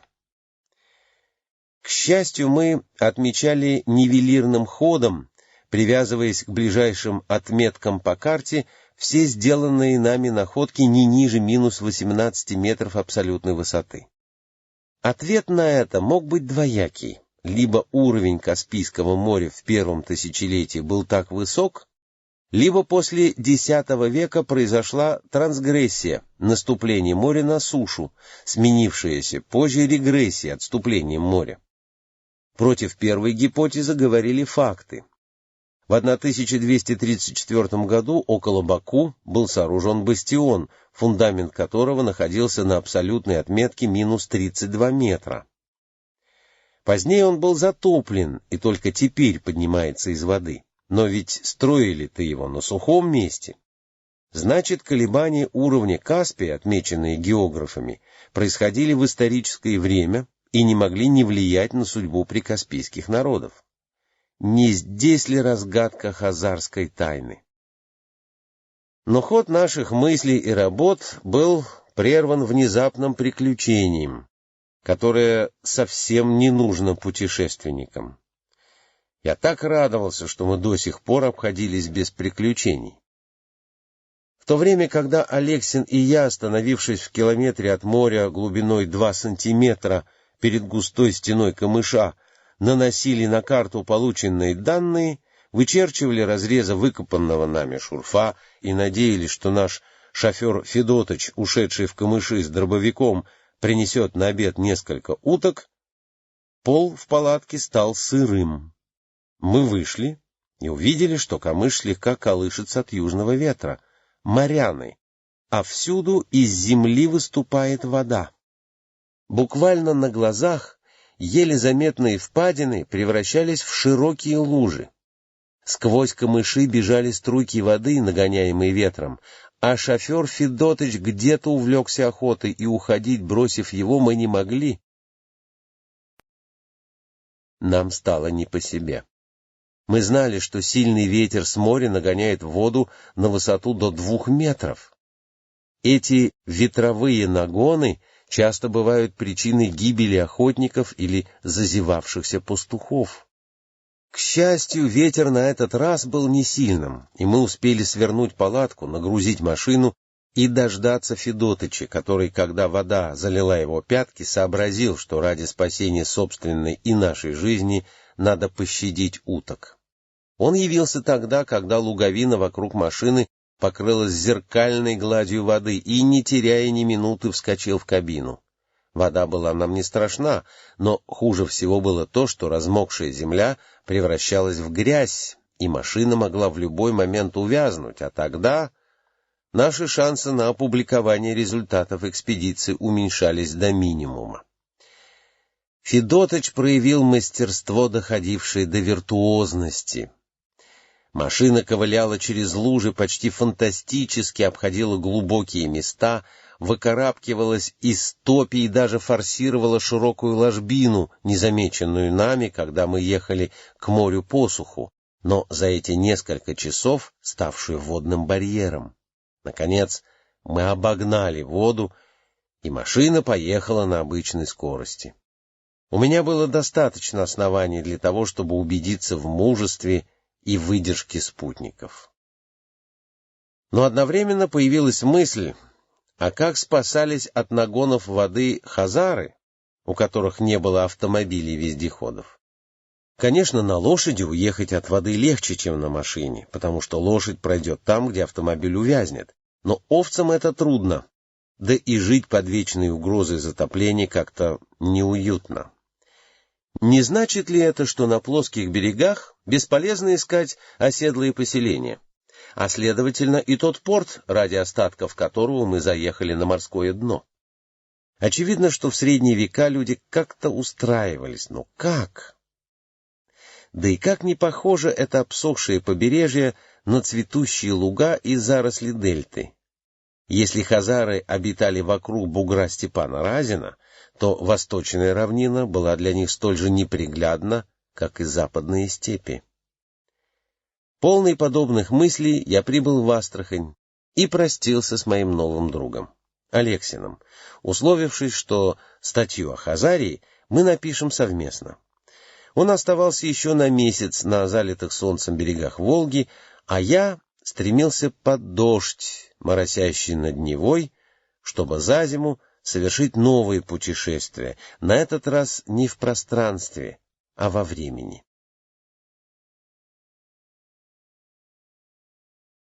Глава 3. Доклад в географическом обществе. Теперь уже не было речи о неудаче. Наоборот, количество находок стало вызывать сомнения среди моих коллег. Злые языки стали называть найденного хазарина татарином, но сосуд, прошедший реставрацию, и фотографии погребений ин-ситу на месте исключали все сомнения. Деньги на новую экспедицию были ассигнованы без ограничений. Одно только огорчало меня. Археологи совершенно не заинтересовались тем, что мне казалось наиболее ценным — ландшафтными наблюдениями. Это казалось им просто географической беллетристикой, а мысли насчет изменений климата в историческое время — научно-популярной фантастикой. Поэтому мы с Алексиным поставили совместный доклад на отделении этнографии географического общества, где аудитория состоит из представителей разных специальностей. Название доклада определяет характер аудитории. В общество люди приходят не по служебной обязанности, а после напряженного рабочего дня, и только тогда, когда считают тему действительно интересной и важной. Поэтому выбор названия — дело крайне ответственное, и можно потерпеть крушение перед пристанью, что всегда особенно досадно. После долгих сомнений мы решили назвать наш доклад так: «Палеогеография Волжской Хазарии и изменение климата за исторический период». И достигли успеха. В зале Совета общества в назначенное время мы увидели многих ученых. Доктора географических наук Шнитникова, доктора физических наук Козырева, доктора исторических наук Окладникова, доктора биологических наук Прохорова, директора главной геофизической обсерватории Будыка, директора географо-экономического института при университете Зубкова и много кандидатов и некандидатов разных специальностей. Председательствовал Руденко, под руководством которого в 1948 году я имел честь раскопать третий Пазырыкский курган.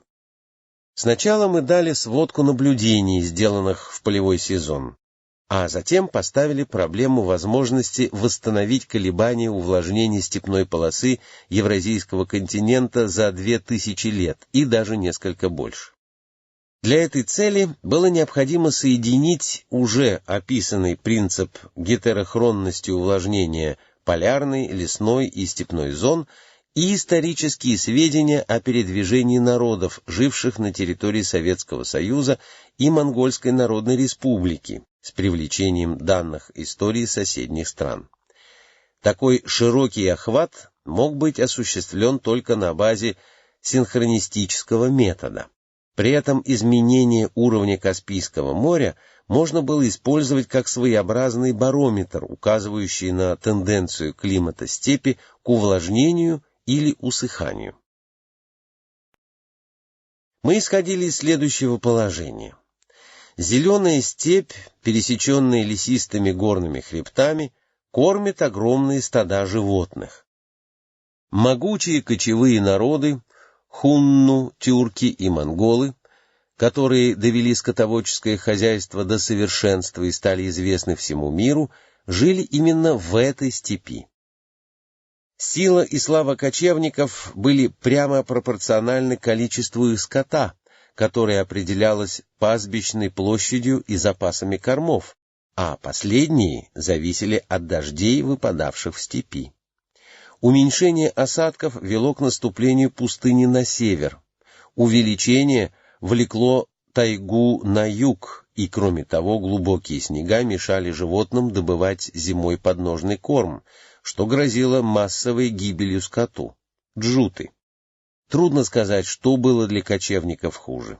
Неоднократно делались попытки объяснить завоевательные походы Аттилы и Чингисхана ухудшением природных условий в степи, но эти попытки не дали результатов и не случайно.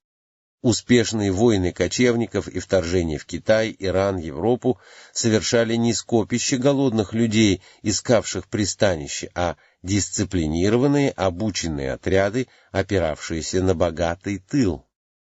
Поэтому эти события, как правило, совпадали с улучшением климата в степи. Ухудшение же было причиной выселения кочевников мелкими группами, обычно оседавшими на степных окраинах. Такие неэффектные передвижения выпадали из поля зрения историков и географов, обращавших внимание на события мирового значения, и отсюда возникла путаница, при которой сопоставление исторических событий и явлений природы казалось бессмысленным.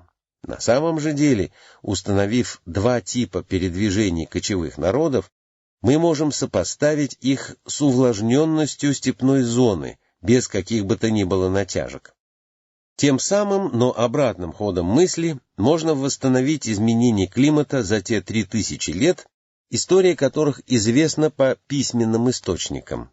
Этот новый подход к фактам основан на синтезе нескольких наук – географии, климатологии, истории, археологии и этнографии. Он не имеет ничего общего с географическим детерминизмом Монтескьё и Мечникова, которые сводили объяснение исторических событий и духа народов к географическим факторам. Мы устанавливаем только эластичность границ ландшафтных зон в зависимости от климатических колебаний и рассматриваем этническую среду как показатель, чутко реагирующий на изменения внешней среды, то есть природы. Благодаря такому подходу удалось установить, что пространство степей, служивших экономической базой для кочевого хозяйства, то сокращалось, то снова увеличивалось, и причина этого лежит в атмосферных явлениях, зависящих от степени активности солнечной радиации. Затем мы произвели реконструкцию изменений климата и колебаний уровней во внутренних бассейнах Каспия, Арала и Балхаша и получили стройную картину, первую часть которой я привожу здесь, поскольку она имеет прямое отношение к хазарской проблеме. Это, конечно, не текст доклада, потому что многое за истекшие 5 лет удалось уточнить и прояснить, но принцип подхода выдержал испытание временем и критикой коллег, так же, как и форма изложения, избранная нами. Историко-географическая панорама. В теплый и сухой суббореальный период в Южной Сибири возникли палеометаллические культуры. Они развивались на границе тайги и степи в доисторический период, но наступление холодного периода и продвижение леса на юг подорвали их экономические возможности, и культура стала клониться к упадку. Зато для обитателей монгольской степи увлажнение и появление лесных островков явилось благом, и степное хозяйство, как скотоводческое, так и охотничье, в середине первого тысячелетия нашей эры вступает в период расцвета. Но во втором тысячелетии нашей эры это увлажнение в южных районах Центральной Азии прекратилось. Степи иссохли, источники исчезли, реки превратились в сухие русла, а речные пески, отложившиеся на их дне, стали достоянием ветра и превратились в барханы. Однако археологические находки показывают, что там, где теперь бесплодная пустыня, еще 1000 лет назад были цветущие поселения, например, Харахото и более древняя Шаньшань, расположенная на сухом русле Конче-Дарьи недалеко от Лобнора. Реки Синьцзяна ныне теряются в песках, но русла их доходят до реки Тарим, что указывает на их былое многоводье, а остатки селений по берегам этих сухих русел дают возможность датировать это усыхание историческим периодом. Очевидно, усыханию предшествовало не менее интенсивное увлажнение. Также в относительно недавнее время, в первые века до нашей эры, когда центральноазиатские степи населяли хунны. Нет ничего более неверного, чем обывательское, весьма распространенное мнение, что хунны были диким племенем, жившим за счет ограблений мирных, трудолюбивых окрестных народов. Как всякий народ, прошедший сквозь века, хунны пережили сложную эволюцию, в течение которой были и периоды мирного расцвета культуры, и эпохи войн, чаще оборонительных, а иногда и наступательных. Самыми тяжелыми были войны с империей Хань, стремившийся распространить свое господство над всей Азией. Соотношение сил было не в пользу хуннов, но они 300 лет отбивали натиск противника. Значит, было что-то такое, что уравновешивало силы, и известный историк I века до нашей эры Сыма Цянь полагал, что это кочевой быт. Кочевничество сложилось в Центральной Азии в начале первого тысячелетия до нашей эры. И в хунское время, III век до нашей эры по V век нашей эры, находилось на подъеме. Технический прогресс наблюдался во всем. Первоначальная телега на обрубках древесных стволов, которую могла сдвинуть только запряжка валов, заменилась телегой на колесах. Вместо шалашей из древесной коры, чатров, откуда возникло русское слово «шатер», появилась войлочная юрта, теплая в холод, прохладная в жару, просторная и портативная. Была улучшена порода лошадей, и наряду с маленькой выносливой сибирской лошадью хунны развели высоких резвых коней, очень похожих на арабских. Хунская одежда, кафтан и широкие штаны, перенимались китайцами и римлянами, а в V веке хунские прически стали в Константинополе последним криком моды. Хунское хозяйство было связано с использованием лесостепного ландшафта. Им были равно необходимы сухие степи, на которых скот мог добывать себе пищу в зимнее время, и покрытые лесом горы. Из дерева они изготовляли телеги и остовы юрт, а также древки стрел. Кроме того, в горных лесах гнездились степные орлы, перья которых шли на опушку стрел. Перелески служили укрытием для скота во время буранов и доставляли пастухам дрова, в то время, когда кизяк был присыпан снегом. Именно наличие в Монголии горных хребтов, Хангая, Хентея, монгольского Алтая повлияло на характер хунского хозяйства, а тем самым и на своеобразие хунской культуры. Но описанное сочетание ландшафтов зависит не только от рельефа, но и от степени увлажнения. При долговременных засухах площадь горных лесов сокращается, равно как и площадь степей, зато разрастаются каменистые пустыни, где жизнь исчезает. Тогда сокращается население и падает могущество кочевых держав. Именно это явление можно наблюдать, проследив историю хуннов. В IV-I веках до нашей эры хунны обитали на склонах Иньшаня и очень ценили этот район, так как сии горы привольны лесом и травою, изобилуют птицею и зверем. Так описывает эту область географ I века. Потеряв Иньшань, хунны плакали, проходя мимо него. В XX веке Иньшань уже изменился. Местность эта в общем равнинная, пустынная, встречаются холмы и ущелья. На севере большую площадь занимают развиваемые пески. Северная часть плато представляет собой каменистую пустыню, среди которой встречаются невысокие горные хребты, лишенные травянистого покрова. Такое же различие мы находим в описаниях Хэси, степи между Алашанем и Наньшанем. В этих описаниях можно было бы усомниться, если бы их не корректировали цифры отбитого у хуннов скота. Этим цифрам приходится верить, так как китайские полководцы сдавали добычу чиновникам по счету и могли только утаить часть добычи, а никак не завысить цифру ее. При неудачных набегах на хуннов, когда те успевали отойти, добыча исчислялась тысячами голов скота, например, 2, 7, а при удачных — сотнями тысяч. И это в той местности, которая сейчас представляет пустыню. Очевидно, 2000 лет назад площадь пастбищных угодий, следовательно, и ландшафт, были иными, чем сейчас.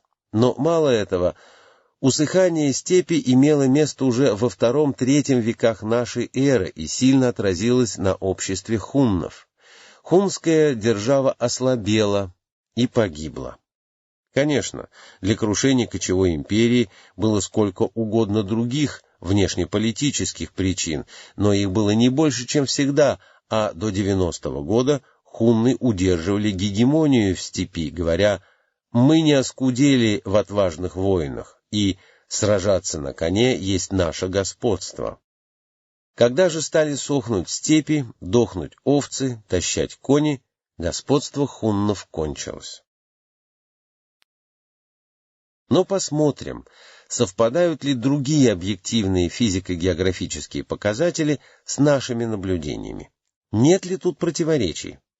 Выберем для этой цели Каспийское море, непосредственно граничившее с интересующей нас страной Хазарией. В IV-II веках до нашей эры уровень Каспийского моря был весьма низок. Попытки путем истолкования греческих мифов и сведений античных авторов обосновать высокий уровень Каспийского моря в первом тысячелетии до нашей эры, достигавший будто бы абсолютной отметки плюс 1,33 метра, подвергнуты справедливой критике Бергом. Наши полевые исследования в 1969 году показали, что на территории Калмыкии, которая при положительной отметке моря была бы покрыта водой, на поверхности Земли лежат палеолитические отщепы. Это позволяет заключить, что за последние 15 тысяч лет уровень Каспия так высоко не поднимался. Первые научные исследования в районе Каспийского моря были проведены соратниками Александра Македонского, историком Аристобулом и мореплавателем Патроклом. Они установили, что уровень Каспия был в то время очень низок, несмотря на то, что воды Амударьи протекали в Каспийское море через Узбой. Это видно из того, что при впадении Амударьи в Каспий были водопады. Следовательно, абсолютная отметка моря была намного ниже, чем в наше время. То же самое, без тени сомнения, утверждает историк VI века Иордан, автор знаменитой истории готов. Иордан о происхождении и деянии готов. Москва, 1960 год. Он сообщает, что есть другой Танаис. Дон — аланское слово, обозначающее реку, который, возникая в Хринских горах на Памире, впадает в Каспийское море. Иордан был человеком образованным, хорошо знакомым с географической литературой, которая не вся сохранилась до нашего времени, и потому его высказывания заслуживают доверия, за одним исключением. Его данные для VI века могли уже быть устаревшими.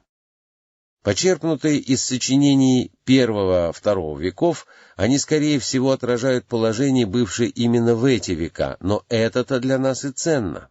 Приток воды в Каспий через Узбой мог быть очень незначительным и непостоянным. Воды Амударьи могли попасть в Узбой только через Сарыкамышскую впадину.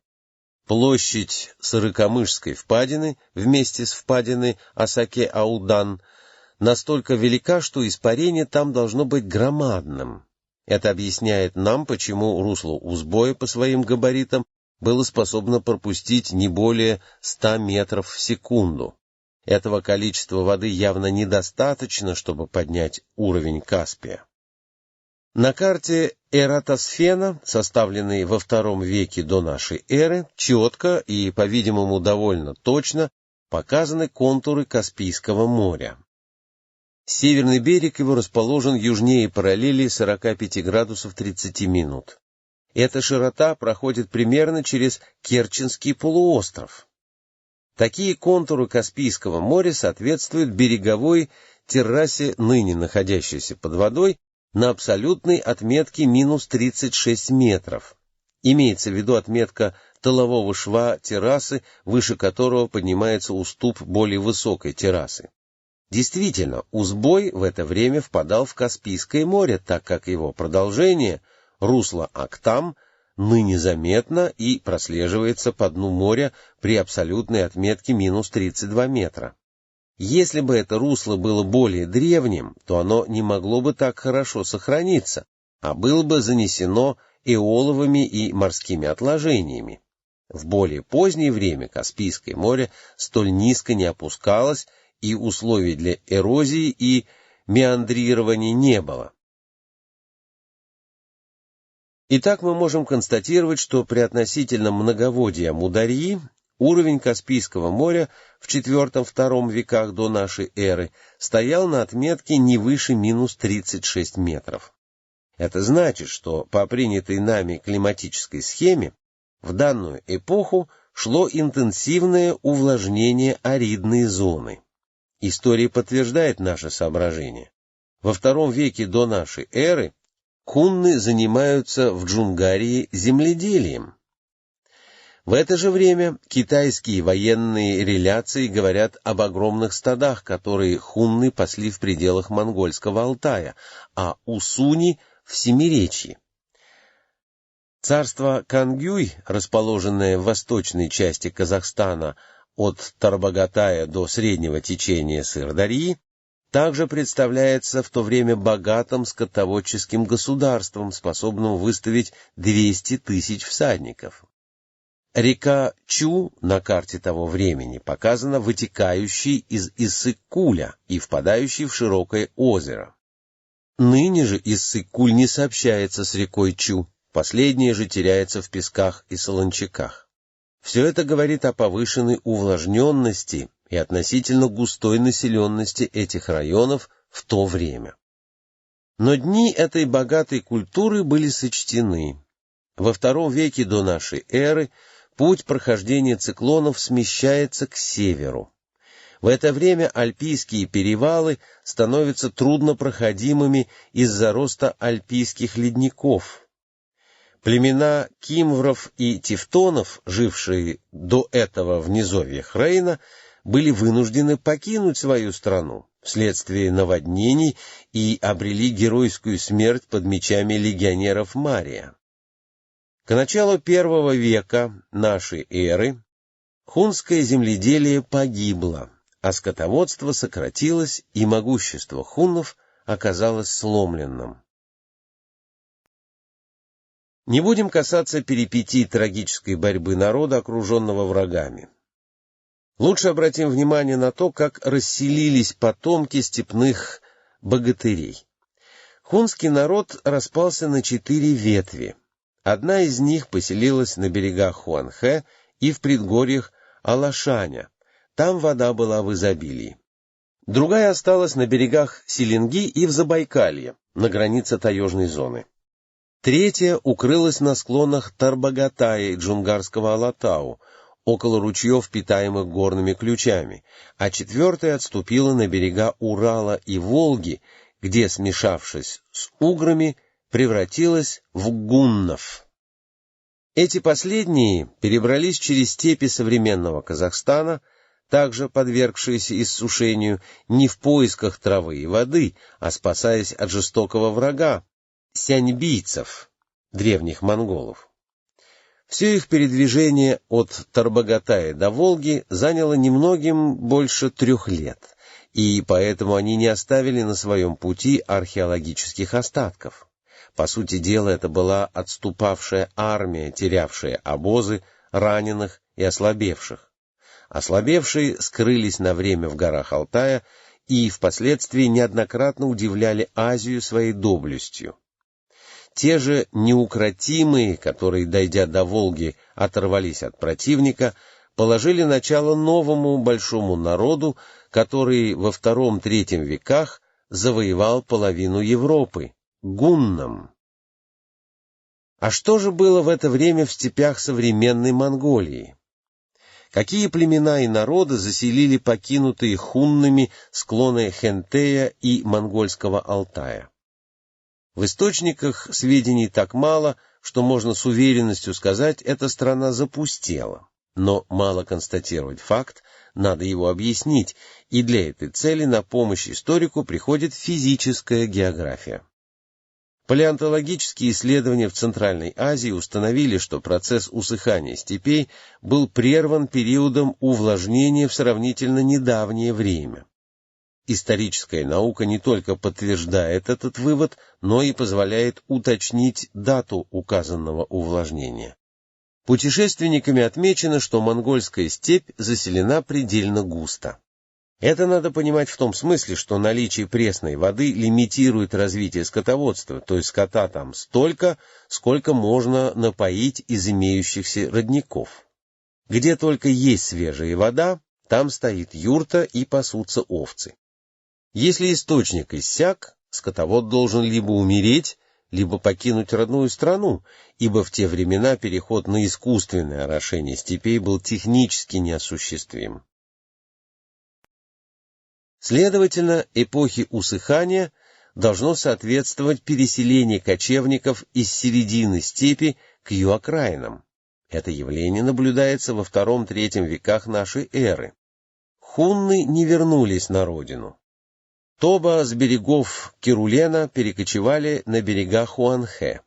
Оазисы западного края захерели. Сяньбийцы, овладев степью до Тарбагатая, не заселили ее, а распространялись по южной окраине Гоби до Тяньшаня. Можно подыскать объяснение для каждого из этих фактов в отдельности, но не для их совокупности, хронологического совпадения и неповторимости ситуаций. Если даже все это случайности, то сумма их уже закономерность. Берг, отмечая, что Балхаш имеет соленость значительно меньшую, чем должно было иметь бессточное среднеазиатское озеро, предположил, что Балхаш некогда высыхал, а в дальнейшем опять наполнился водой. С тех пор он еще не успел осолониться. Наши данные позволяют датировать высыхание большей части Балхаша в III веке нашей эры. На китайской карте эпохи Троецарствия 220-280 годы на месте Балхаша показано небольшое озеро, соответствующее его наиболее глубокому месту. Уровень Иссык-Куля был также понижен. В эту эпоху население степей значительно сокращается. Усуни уходит в горный Тяньшань, сменившие их Юебань, потомки хуннов, населяют склоны Тарбагатая, а некогда богатый Кангюй сходит на нет.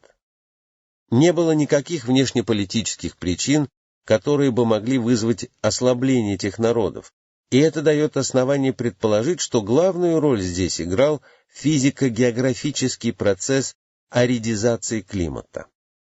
В это же время, по сведениям, сообщенным Аммианом Марцелином, Аральское море превратилось в болото Оксийское, то есть весьма обмелело.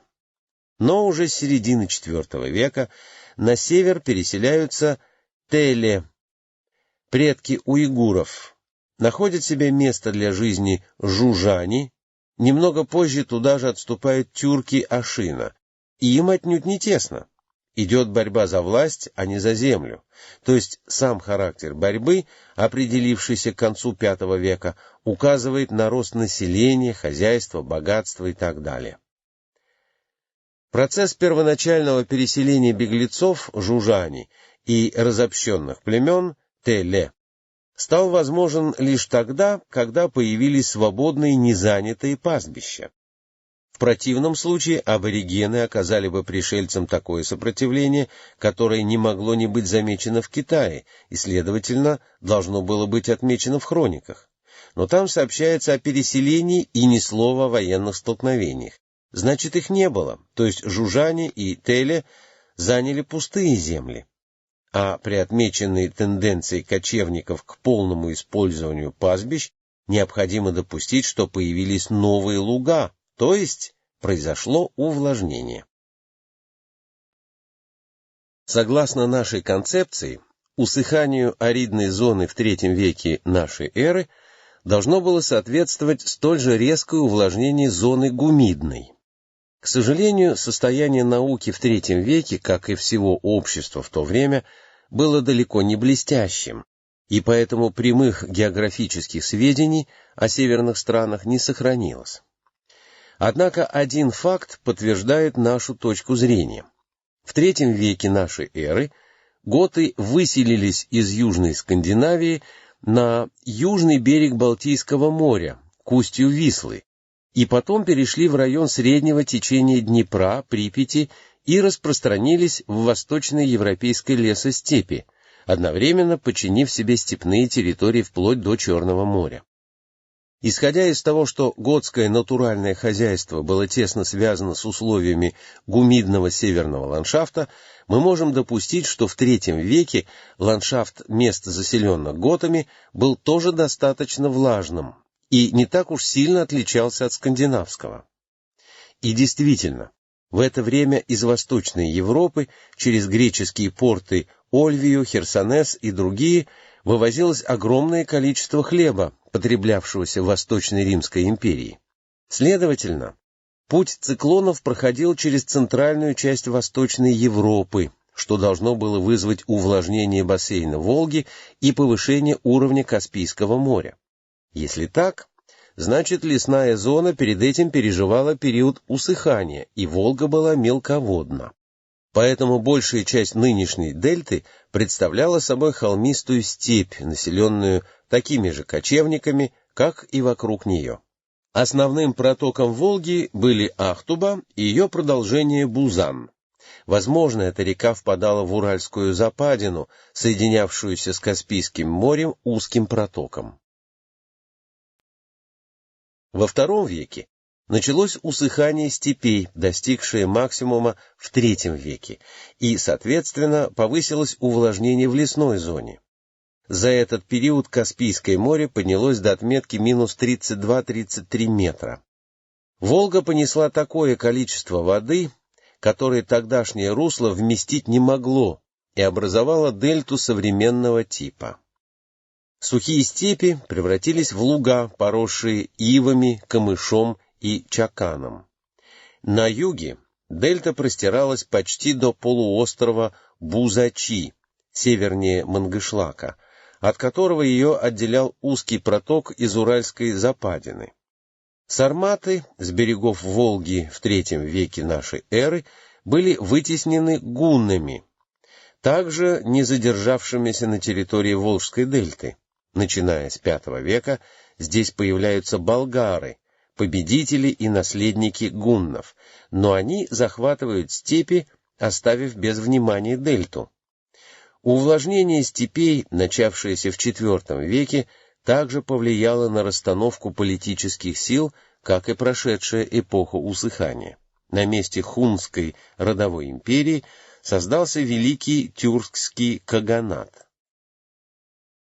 Тюркюты, мы будем так называть этот тюркский народ, чтобы избежать путаницы в названиях, создали державу гораздо более обширную и сильную, чем хунская.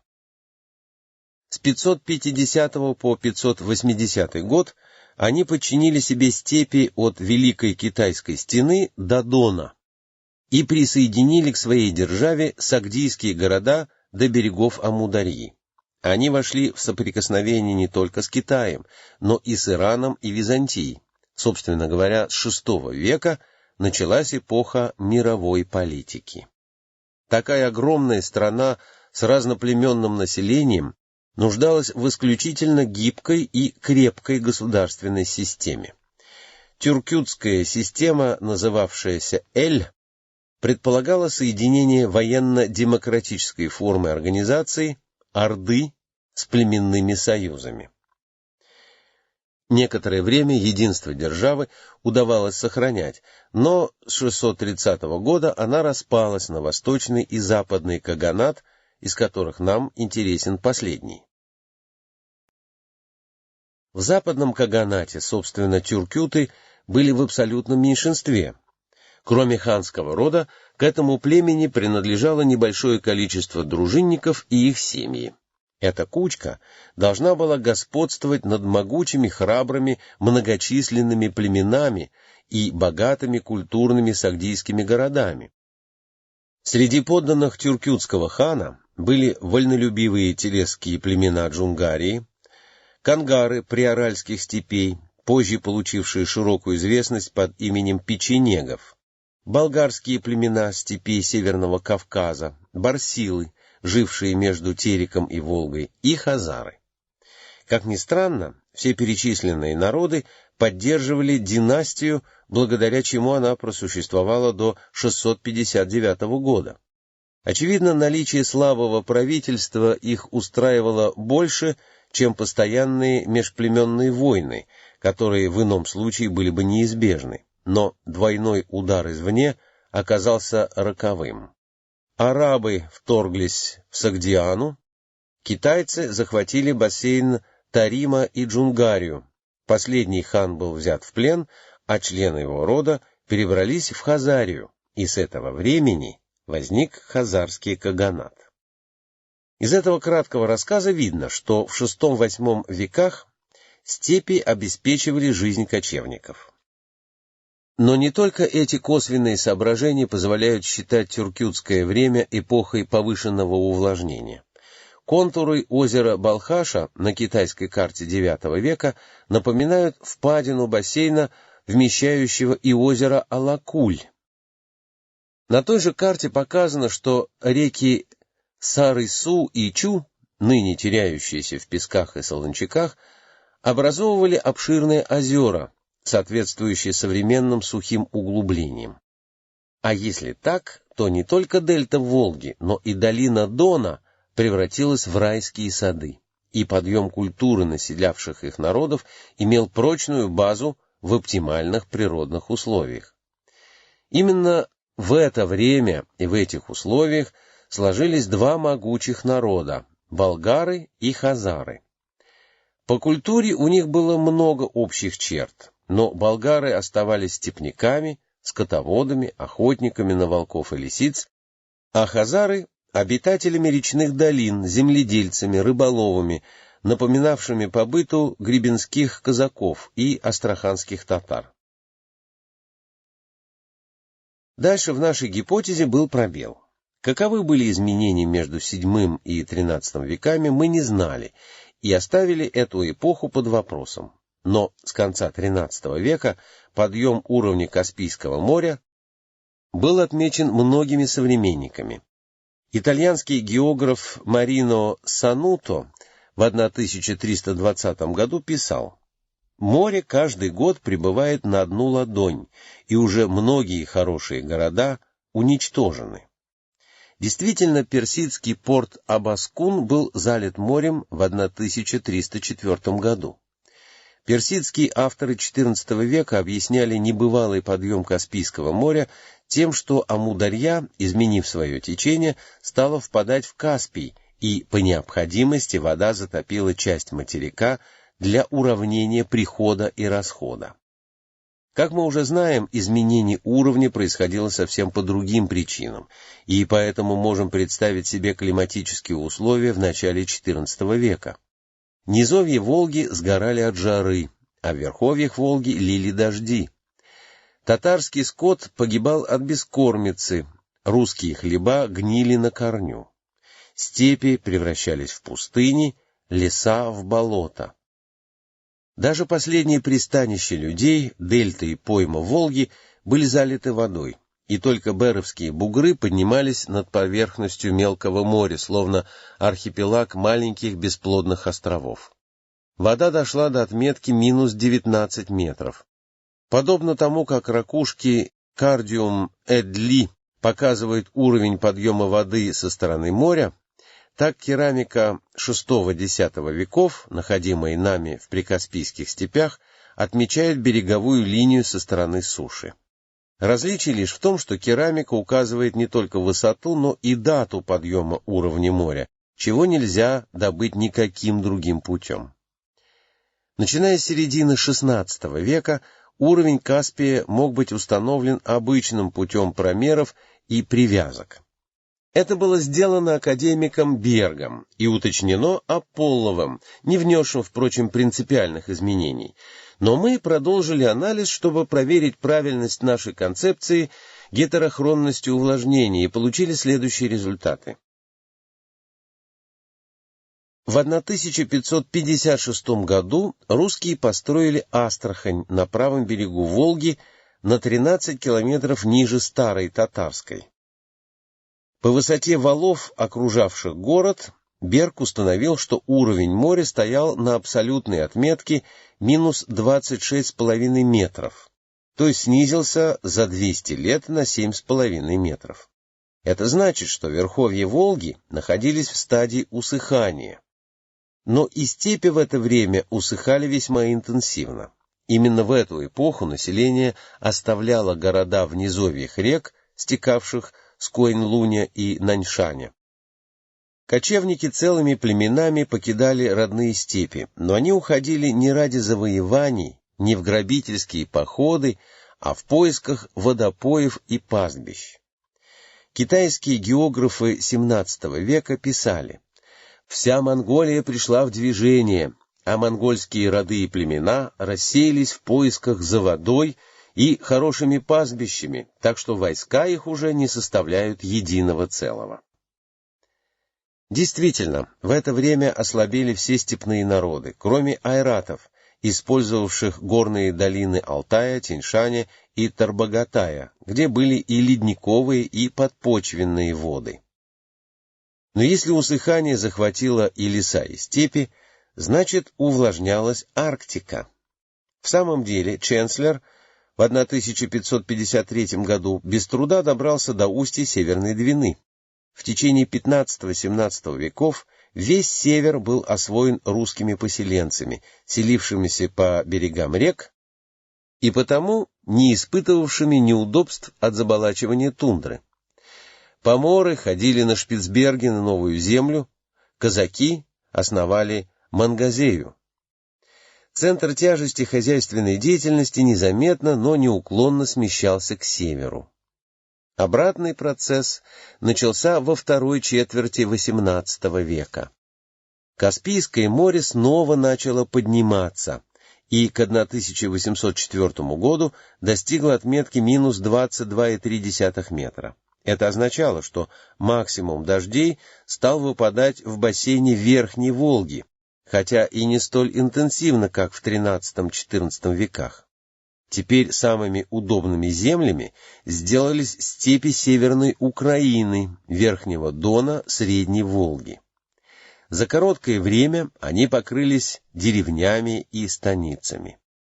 С начала XIX века уровень Каспия медленно падает, а льды Арктики постепенно тают. Северный морской путь был освоен тогда, когда высох залив Мертвого Кутлука, бывший Комсомолец. Напрашивался сам собой вопрос, как пойдет изменение климата дальше. Но мы не могли дать прогноза.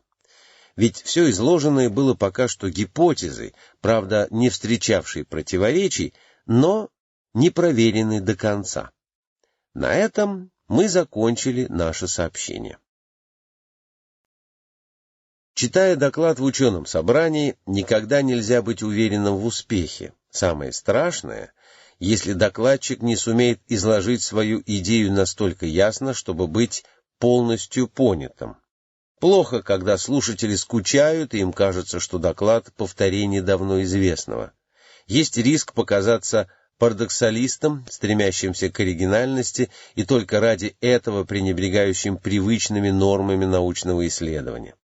Наконец, бывает, что аргументация представляется недостаточной, и вывод повисает в воздухе. Поэтому, выступая со своей концепцией, построенной на разнообразном материале, в присутствии ученых разных специальностей, мы могли ждать любых несогласий или сомнений. Вопросов по докладу возникло множество, но, вопреки нашим опасениям, возражений против принципа и методики не было вовсе. Отдельные поправки касались частностей и не затрагивали руководящей идеи. Главное сомнение вызвала наша гипотеза о слишком поздней дате трансгрессии Каспия. Обычно ее датировали после ледниковым периодом или, переводя на язык археологии, эпохой Верхнего Палеолита. Этот тезис в самом деле требовал дополнительных доказательств, но на успехе доклада наличие нерешенных проблем не отразилось. Нас похвалили уже за то, что мы их поставили. Доклад был рекомендован к печати продолжение работ в этой области было одобрено. Хазаро-Каспийская проблема получила права гражданства. Планы, гипотезы и мечты. Перед началом полевых работ полагается их обосновать. Я выдвинул 3 вопроса. Первый. Раскопки хазарского могильника на бугре Степана Разина. Тут доказывать и убеждать не пришлось. Все понимали, что в случае успеха будет открыта новая археологическая культура, важность которой для истории несомненна. Второй вопрос. Изменение уровня Каспия за исторический период, казалось, выходил за пределы археологии, но гипотеза о влиянии изменений природных условий на древние народы, в частности на хазар, представлялась плодотворной, и я получил разрешение заниматься ею попутно, тем более что эта тема не требовала дополнительных расходов. Если начальник экспедиции хочет в свободное время что-нибудь записать в дневник, то благо ему и науке. Но я хотел большего. Геологами установлено, что на берегах Каспийского моря есть ряд так называемых береговых террас, площадок, выбитых прибоем. Эти террасы показывают древние стояния уровня моря, причем часть их ныне покрыта водой. Так, самая низкая терраса находится на абсолютной отметке минус 36 метров, вторая минус 32-33 метра и современная минус 28 метров. Более высокие меня пока не интересовали. Я поставил 3-й вопрос. Решил установить дату стояния Каспия на этих отметках и изобрел следующий метод. Город Дербент защищен с севера огромной стеной. Западный конец этой стены уходит в труднодоступные Кавказские горы, а восточный спускается в море. Ныне восточный конец разрушен, но в тихую погоду сквозь прозрачную воду видны плиты крепостной стены. Самое ценное было то, что дата постройки известна точно.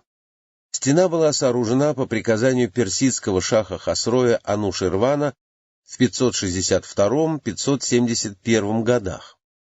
Северокавказские кочевники легко проходили в Закавказье по долине между склонами Кавказского хребта и берегом Каспийского моря и грабили оседлое население северо-западной окраины Персидского царства. Для их отражения приходилось содержать большое войско, что было дорого и не всегда давало хорошие результаты, потому что быстрые степняки часто успевали уйти с добычей от тяжело вооруженной персидской конницы. По этим причинам персидский царь решил перегородить долину стеной, неприступной для степных всадников, не умевших брать крепости. Действительно, после того, как стена длиной 40 километров была сооружена, и при ней построена крепость для гарнизона, нападения мелких отрядов кочевников прекратились, а крупные войны и в то время возникали нечасто. Но меня заинтересовал именно подводный конец Дербентской стены, описанный только 3 арабскими географами X века — Абуль-Фараджем Кудамой, посетившим Дербент в 948 году, Истахри, описание которого датируется 930 годом, и Масуди, автором книги «Золотые луга», самого капитального географического сочинения X века.